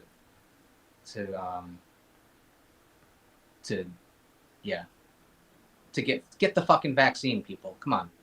Right. I never made the correlation from like the AIDS pandemic to the COVID pandemic, but that's a lot more relatable to people, I think. Yeah, people who live through it. So yeah. So yeah. Well, I think we should open it up for questions. What do you think? Let's do it. Yeah? You good, Tim? You ready for the heat right now? Yeah, bring it on. This is when the show really starts. I'm kidding. Well, we're going to kick it off with the super chatters because, like we say every episode, we split our super chats with our guest and we prioritize the super chat questions. How does that work? So you guys are paying me? Yeah. We're not paying you. The super chatters will be paying you. But yes. Okay. Well, I'll get your info later. Okay. just so that people know, whatever comes through the super chat, I'm going to be donating to Rochester LGBT Mutual Aid, which is just a Facebook group where LGBT people can post if they're having a hard time paying their bills or they need to buy fucking diapers or whatever they need. And people just say, hey, here, I'm going to Venmo you this. And it's just a matter of taking care of each other. So keep that in mind. If you guys want to kick in a little bit more, it's not going to me. It's going to people who need it. So, and that's the same reason, like Mike and I donated the money. That wasn't just me who donated the money from Blader Union for that edit. I brought it up to Mike and he was like, dude, I don't need the money. And I was like, I don't need the money either. And so we just donated it to a homeless shelter here in Rochester. So I think it's important to put our resources to use. if we're doing okay, especially during these times. So Absolutely. just for so you all know, yeah, well, if people want to donate, just do it. Cool. That's Awesome, dope. Tim. Awesome. So we're going to kick it off with the super chatters. Hopefully more come in to support this great cause. The first one is from Greg Pilato, who says, Tim, you're the man. Thanks for making blading in Rochester look awesome. Thanks, Greg. Greg's a local old school dude that comes to the skate park every so often. He's been involved with the Rochester skate park, the Rock City Park. So good dude. Nice, Greg. Thanks for the super chat. Next one from Michaela Petrowski, who says, Happy Pride, Tim. Happy Pride, Michaela. She's the best. Another one from Greg. Exit chat for garbage plate shout out. All home fries for the win. Ugh, that's like the worst. It's like so dry. But thanks for the super chat. Sean Michelson says, props for my favorite sinner. Keep fighting the good fight, Tim. Thanks, Sean. Hell yeah, That's thanks, you guys remember Crack Baby from the Bitter Cold Showdown days, like the early Bitter Cold Showdown? Crack Baby?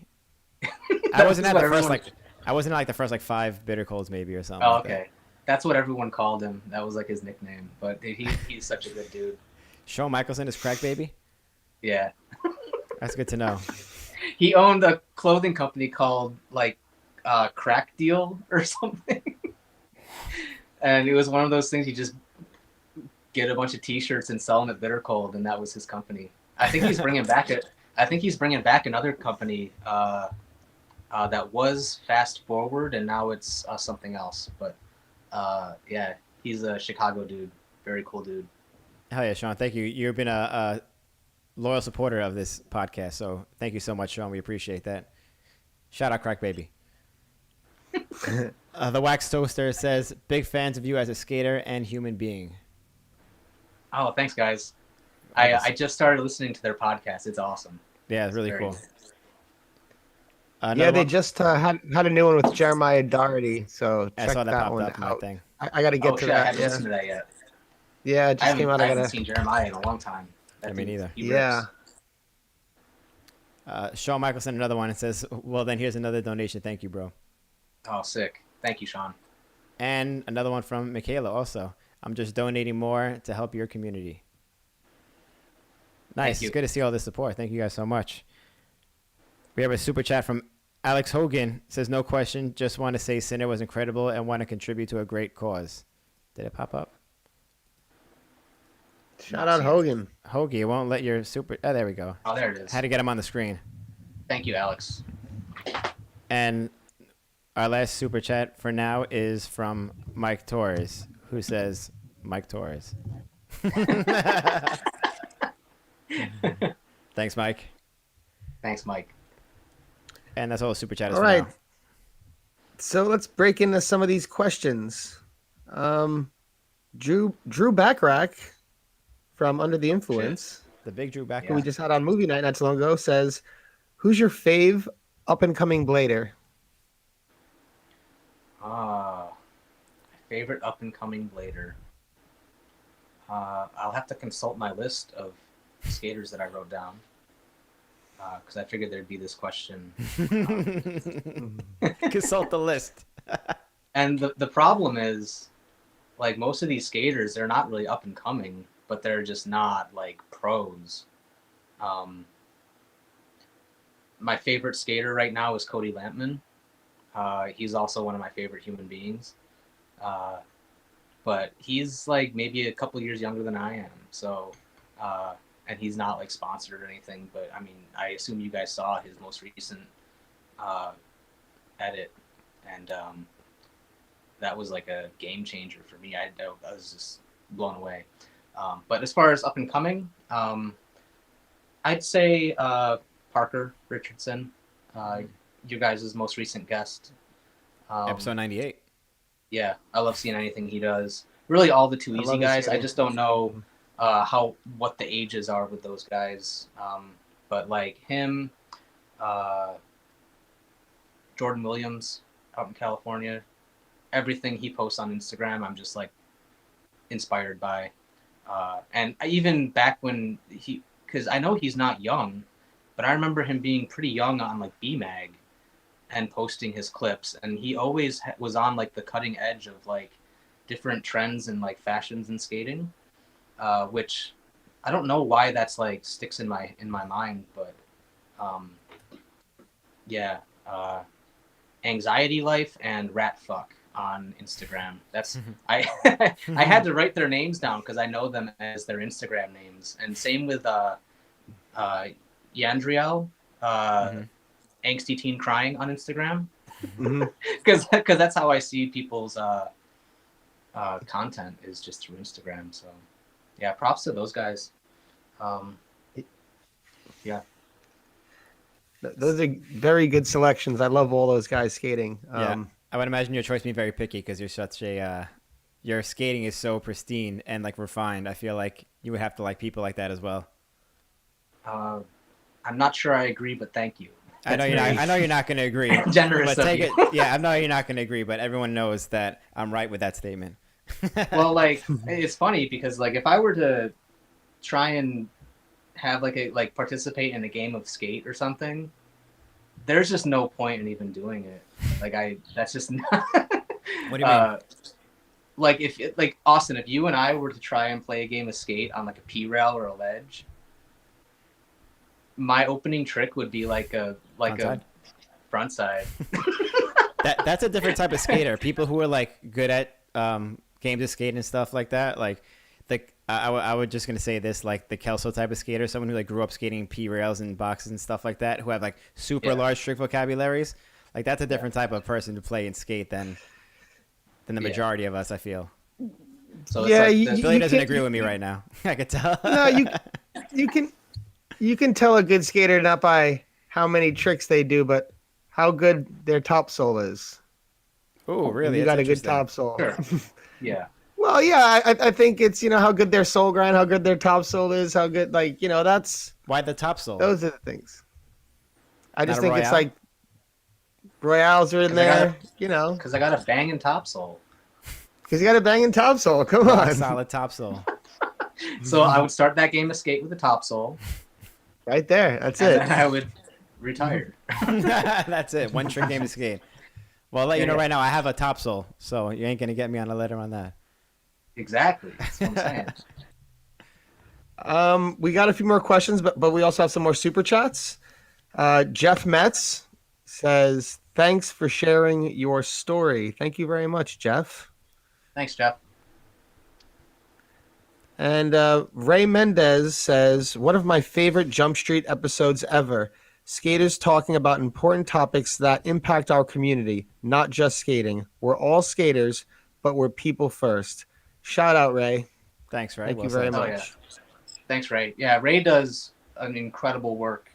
I know he's in the book discussion group. Yeah, he said it was Wheels and name's- Feels. He confirmed Okay. that in the chat when you said it. Okay. Yeah. So I've only been able to participate in like a couple of those discussions just because they always fall on like a Sunday, and I'm just not available a lot of the time. But just the kind of work, I think Ray was behind a lot of that, and I know the kind of work he does getting youth involved in inline skating, and it's just that he's such a solid dude. So thank you, Ray. Shout out Ray Mendez. Word up. Thank Good you, Ray. guy. Definitely a good He's guy. my Ray's bro. also I in the love next Ray. movement. Ray's also in the background of the next movement. Is he? With yeah, like Chris Edwards is like freestyling, and Ray is there. He's got like a I don't know, some kind of cloth on his head because he's all sweaty, and he's just like vibing in the background.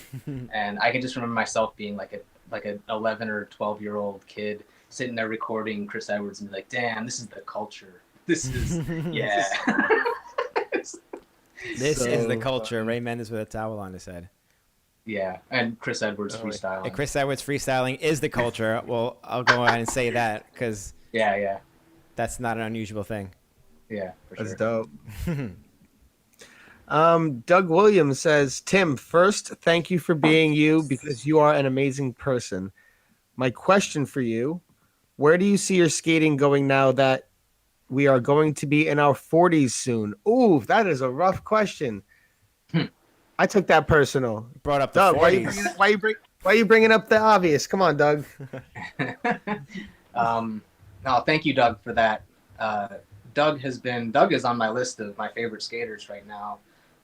Doug and Scott Hatton always post on Instagram all these clips of them skating. They're like what is probably some of the worst skate parks I've ever seen, and just having so much fun doing it. So Doug, thank you for that. As far as my skating as I approach my 40s, I don't plan to stop anytime soon. I'm feeling pretty good. Definitely being more selective about what I skate when I'm going street skating and filming and stuff. But haven't slowed down much. It's just a matter of making the time to do it. And I think my skating is going to be a lot more basic in the next probably 4 to 5 years. But there's Rufus. Shout out Rufus. Look at Rufus. Give him a good pet for me. Yeah. Good boy, Rufus. Yeah. But yeah, I think that my skating is gonna just continue down the path it's been going. I have a way of finding tricks that somehow are impressive to other people, but are most of the time pretty easy for me. And I like doing that kind of shit. And it really, I don't know, I vibe off of what other people are doing. So my skating is probably going to go in a similar direction to where other people's skating goes, people that inspire me. So, yeah.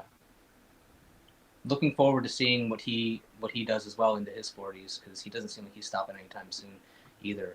Also, huge advocate for LGBTQ people.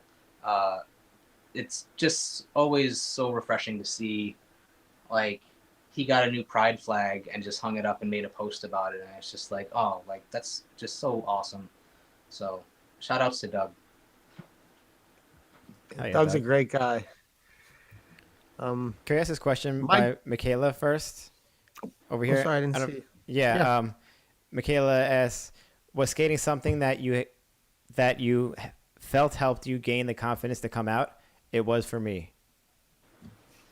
Oh, absolutely. Yeah.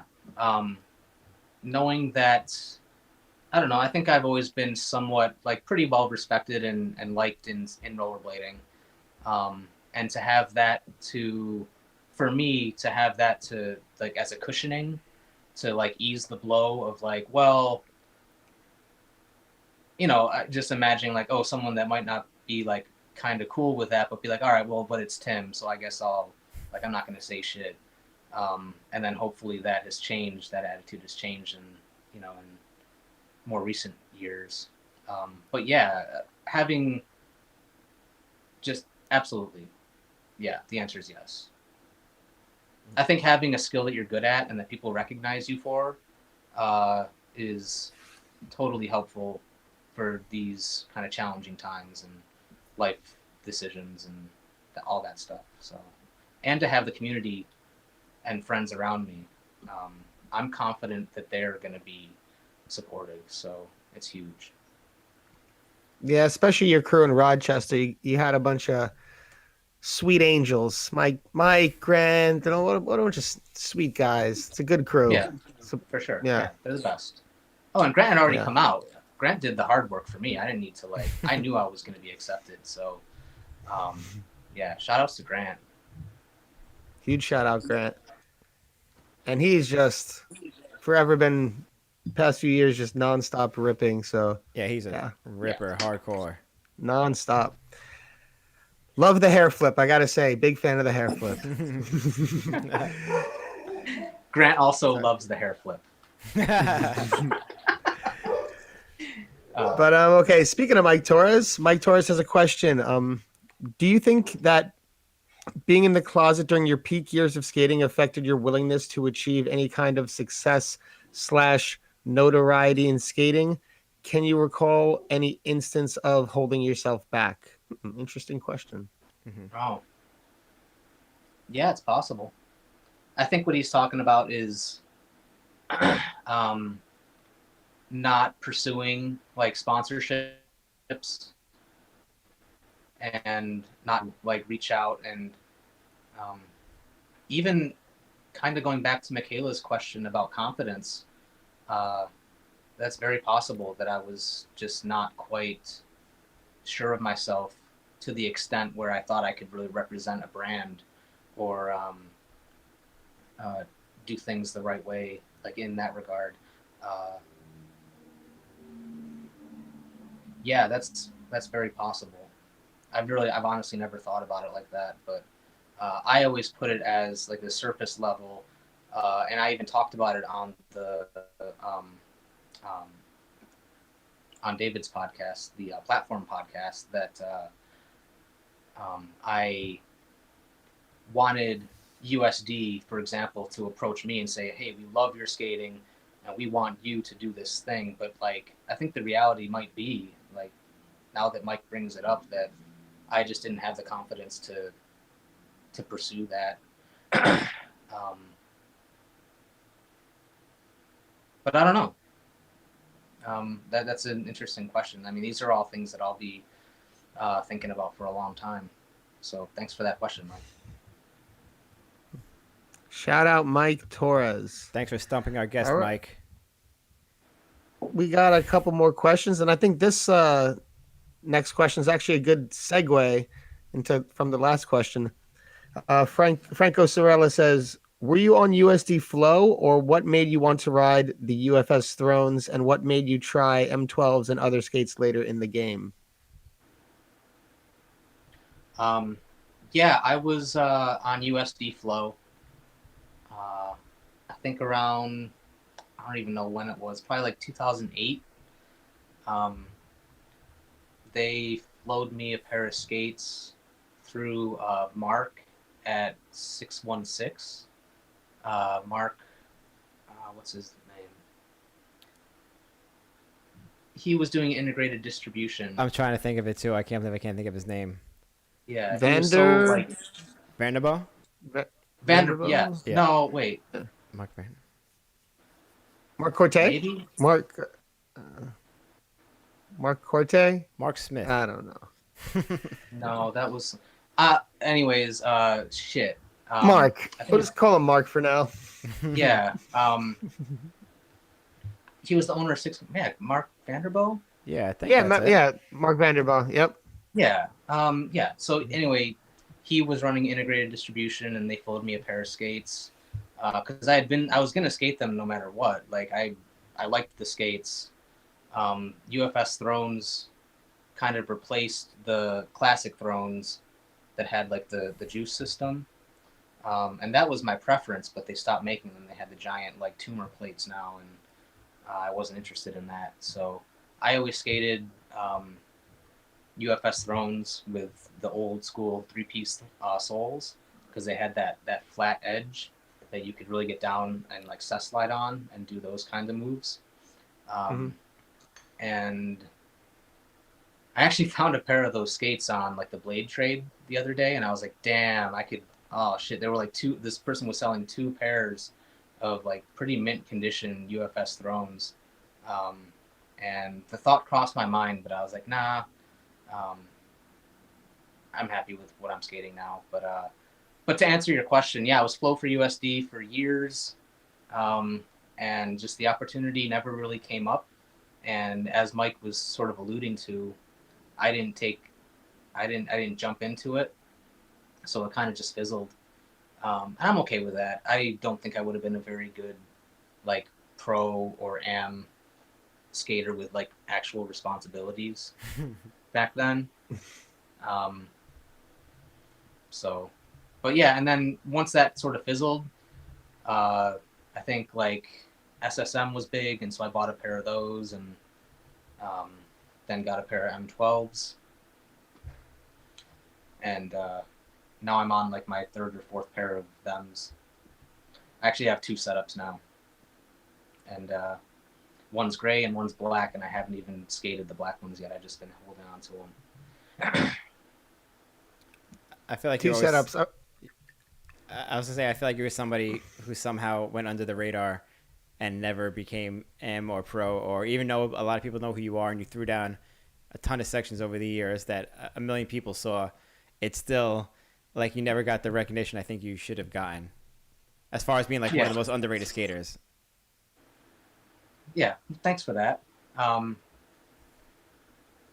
I can't disagree with that. I think at my peak, however you want to describe that, when I was like really hungry for like skating, back when we were going to Arizona every year, like doing those trips.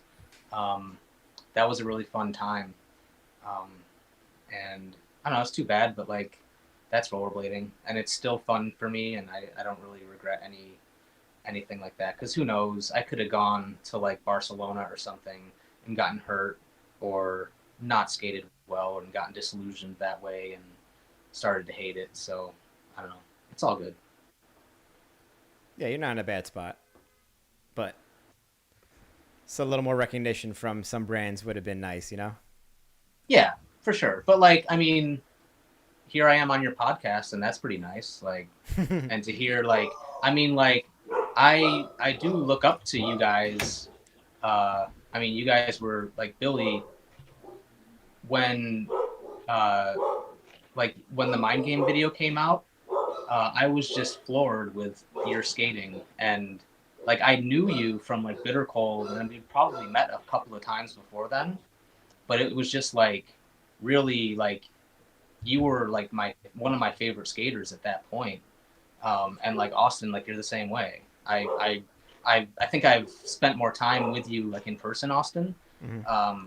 But like I'm always impressed by like what you guys are doing, and what you guys are doing with this podcast. I think it's just really great. Thank you, I appreciate that. Thanks so much, Tim. Tim, and yeah, as long as I've known you, I've always loved your skating. From even, I think at this point, I would say at least 15 years ago or more, seeing your skating. Oh, it's got to be 20 years now. So, hey guys, The dogs are going stop. nuts over there. Stop it! I see Rufus like sticking his head up like he hears dogs barking. Yeah. I'm sorry about that. sorry. Dude, they're just doing it. They're just being dogs. They're just being dogs. They're just doing I dog know. things. Doing dog things. They're normally good, but I don't know what's happening. Maybe someone They made it is 98 behind podcasts the without house. barking. Yeah, they've done pretty good. All right. First of all, thank you so much, Tim, for that. And I've always been a huge fan of your skating, and it's really good to see you still skating and, you know, doing your thing and contributing to the community and a leader in your own right, like as a member of the community and LGBT community in skating. You know, so Yeah. that's it's really cool to see. Yeah. But we have one more question here from Franco Sorella. And I like this question because I think it kind of relates to Doug's question and relates to myself, us getting older. Franco Sorella says, Tim, what motivates you to keep ripping? I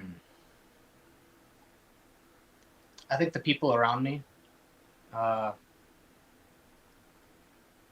my immediate crew of people I skate with, Grant, Nate, our friend Troy, and also like other bladers in Rochester that I don't get to see as often as I'd like to. Yeah, we're getting older, and it's like we're only gonna be able to do this shit for so many more years. And I mean, I don't see myself ever really stopping skating, period.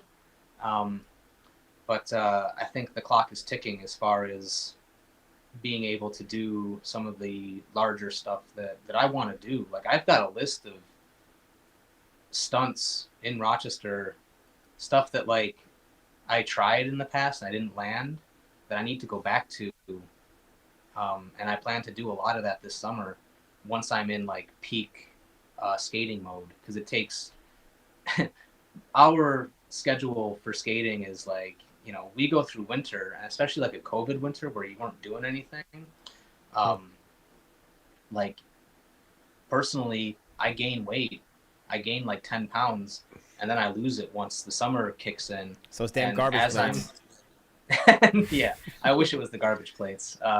But but once we get to like June, July, and we're skating like consistently every weekend, and I start working out more, then I can start being just more comfortable and confident on my skates and get into a lot of the bigger stuff that I want to do. If I were to jump into something more dangerous right now, it could be the end of my summer, you know? Yeah, for sure. So being smart about that kind of shit and plan stuff out for like, okay, I'm not ready for this yet, but let's go over here. We'll still get some clips and footage. And that's kind of how I've been doing it as far as just pacing myself. But knowing that, like getting the response I got from the Sinner edit, and knowing that like is in its own way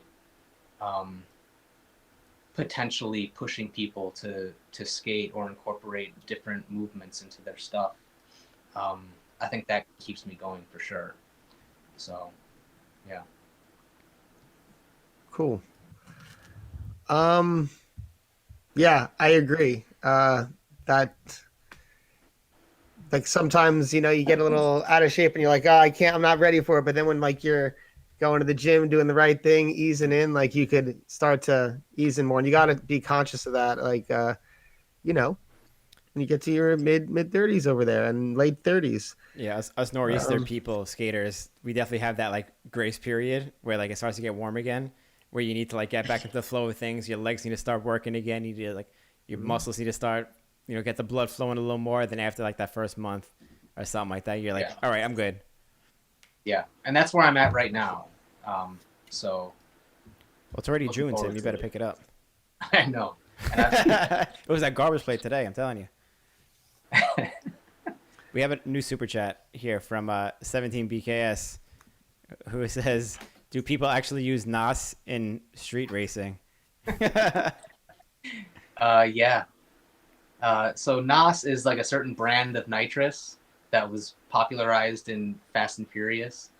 Yeah. But there are a bunch of different brands that make nitrous, and yeah, you basically it's like I don't use it because I think it's just kind of silly when you could just have a turbo on your car and make that power all the time. But I don't know, for whatever reason, people like to fill a tank with nitrous and shoot that into their intake and make more power that way. And then after like 5 races, your tank is empty and you got to go spend $100 to refill it. But whatever. Hey, I don't know if people still use NOS. Yeah.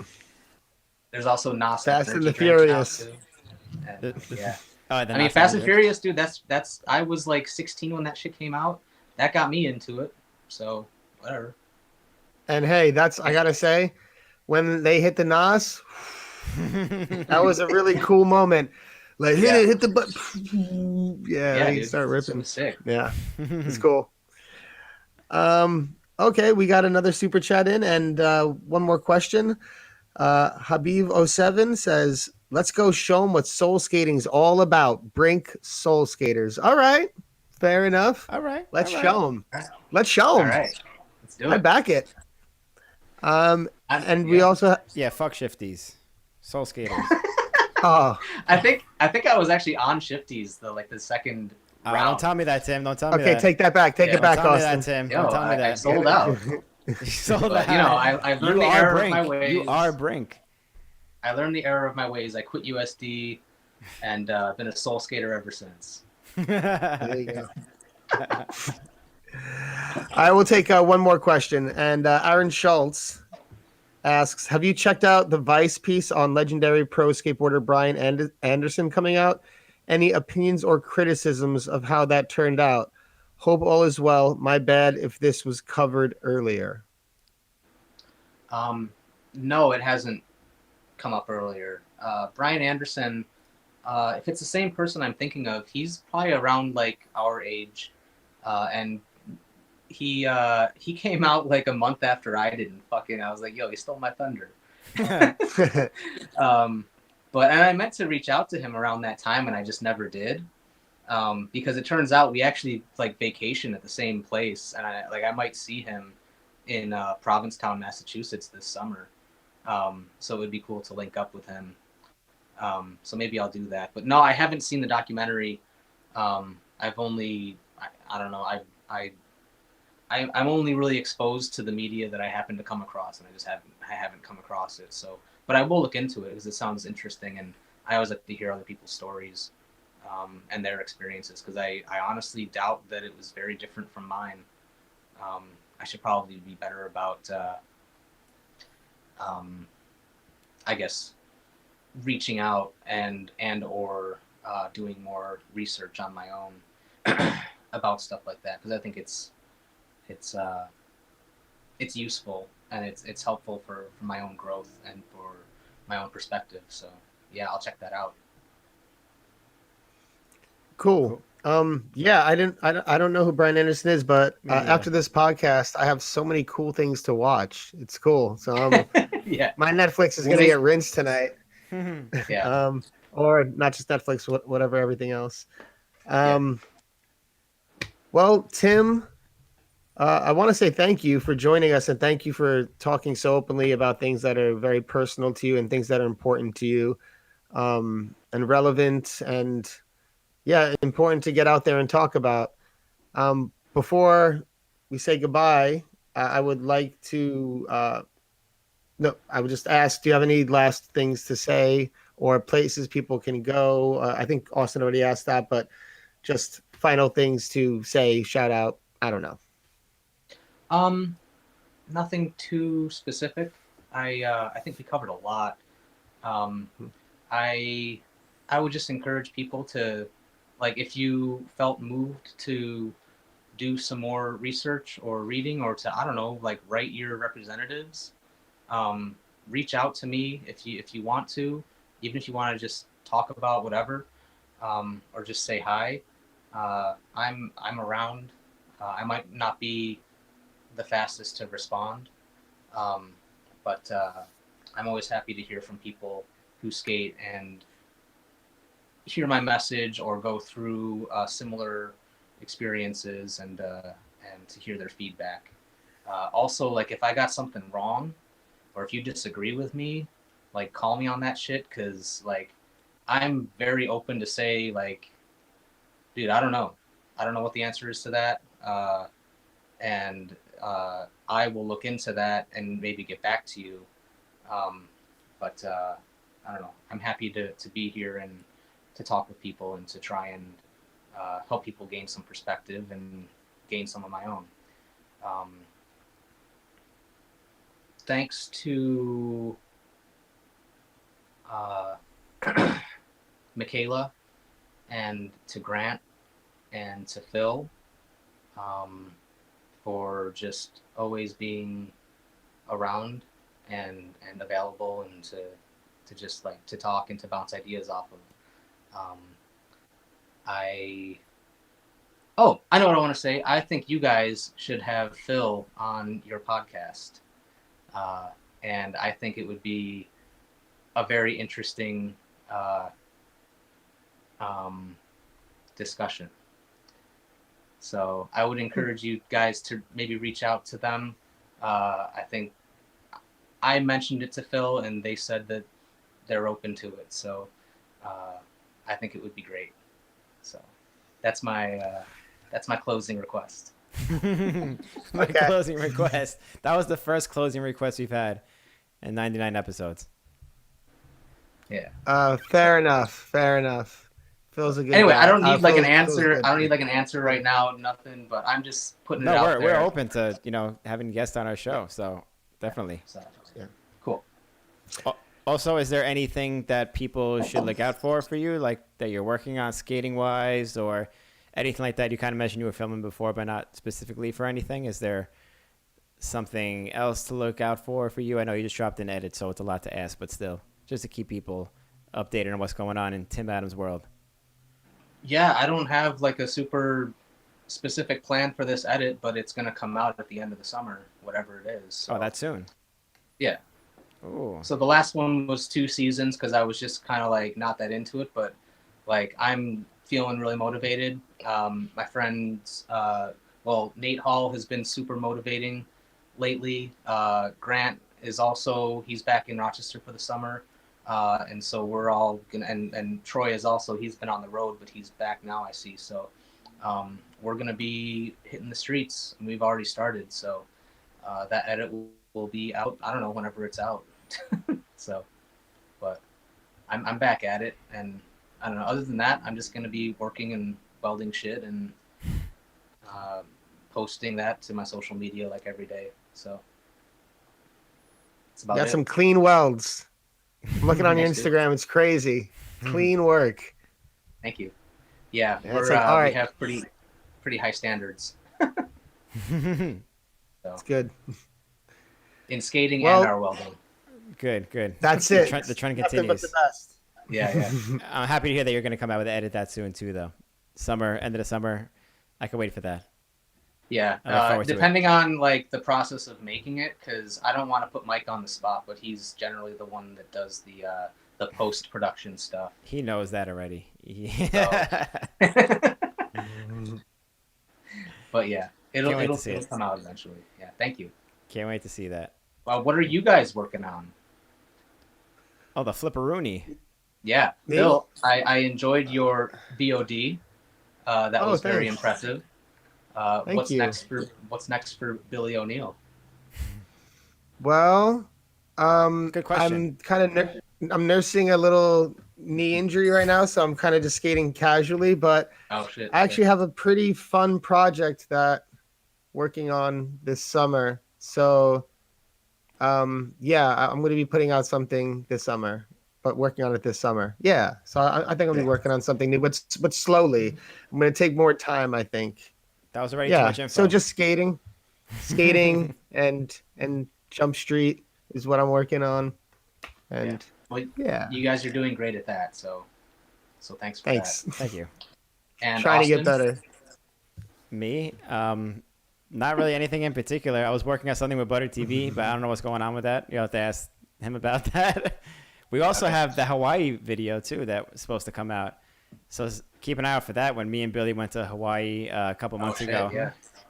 So that's also a Butter TV production. So we'll see when that comes out. Hopefully sooner than later. Yeah, with like Franco over there, our buddy Franco, and a couple other locals, and we got some pretty cool stuff. So we great. hope that comes out really soon because that's something that we're both a part of. You know. Yeah, I saw bits Yeah. and pieces of that trip just on your Instagrams, but yeah, looking forward to the finished edit. Thanks. Us too.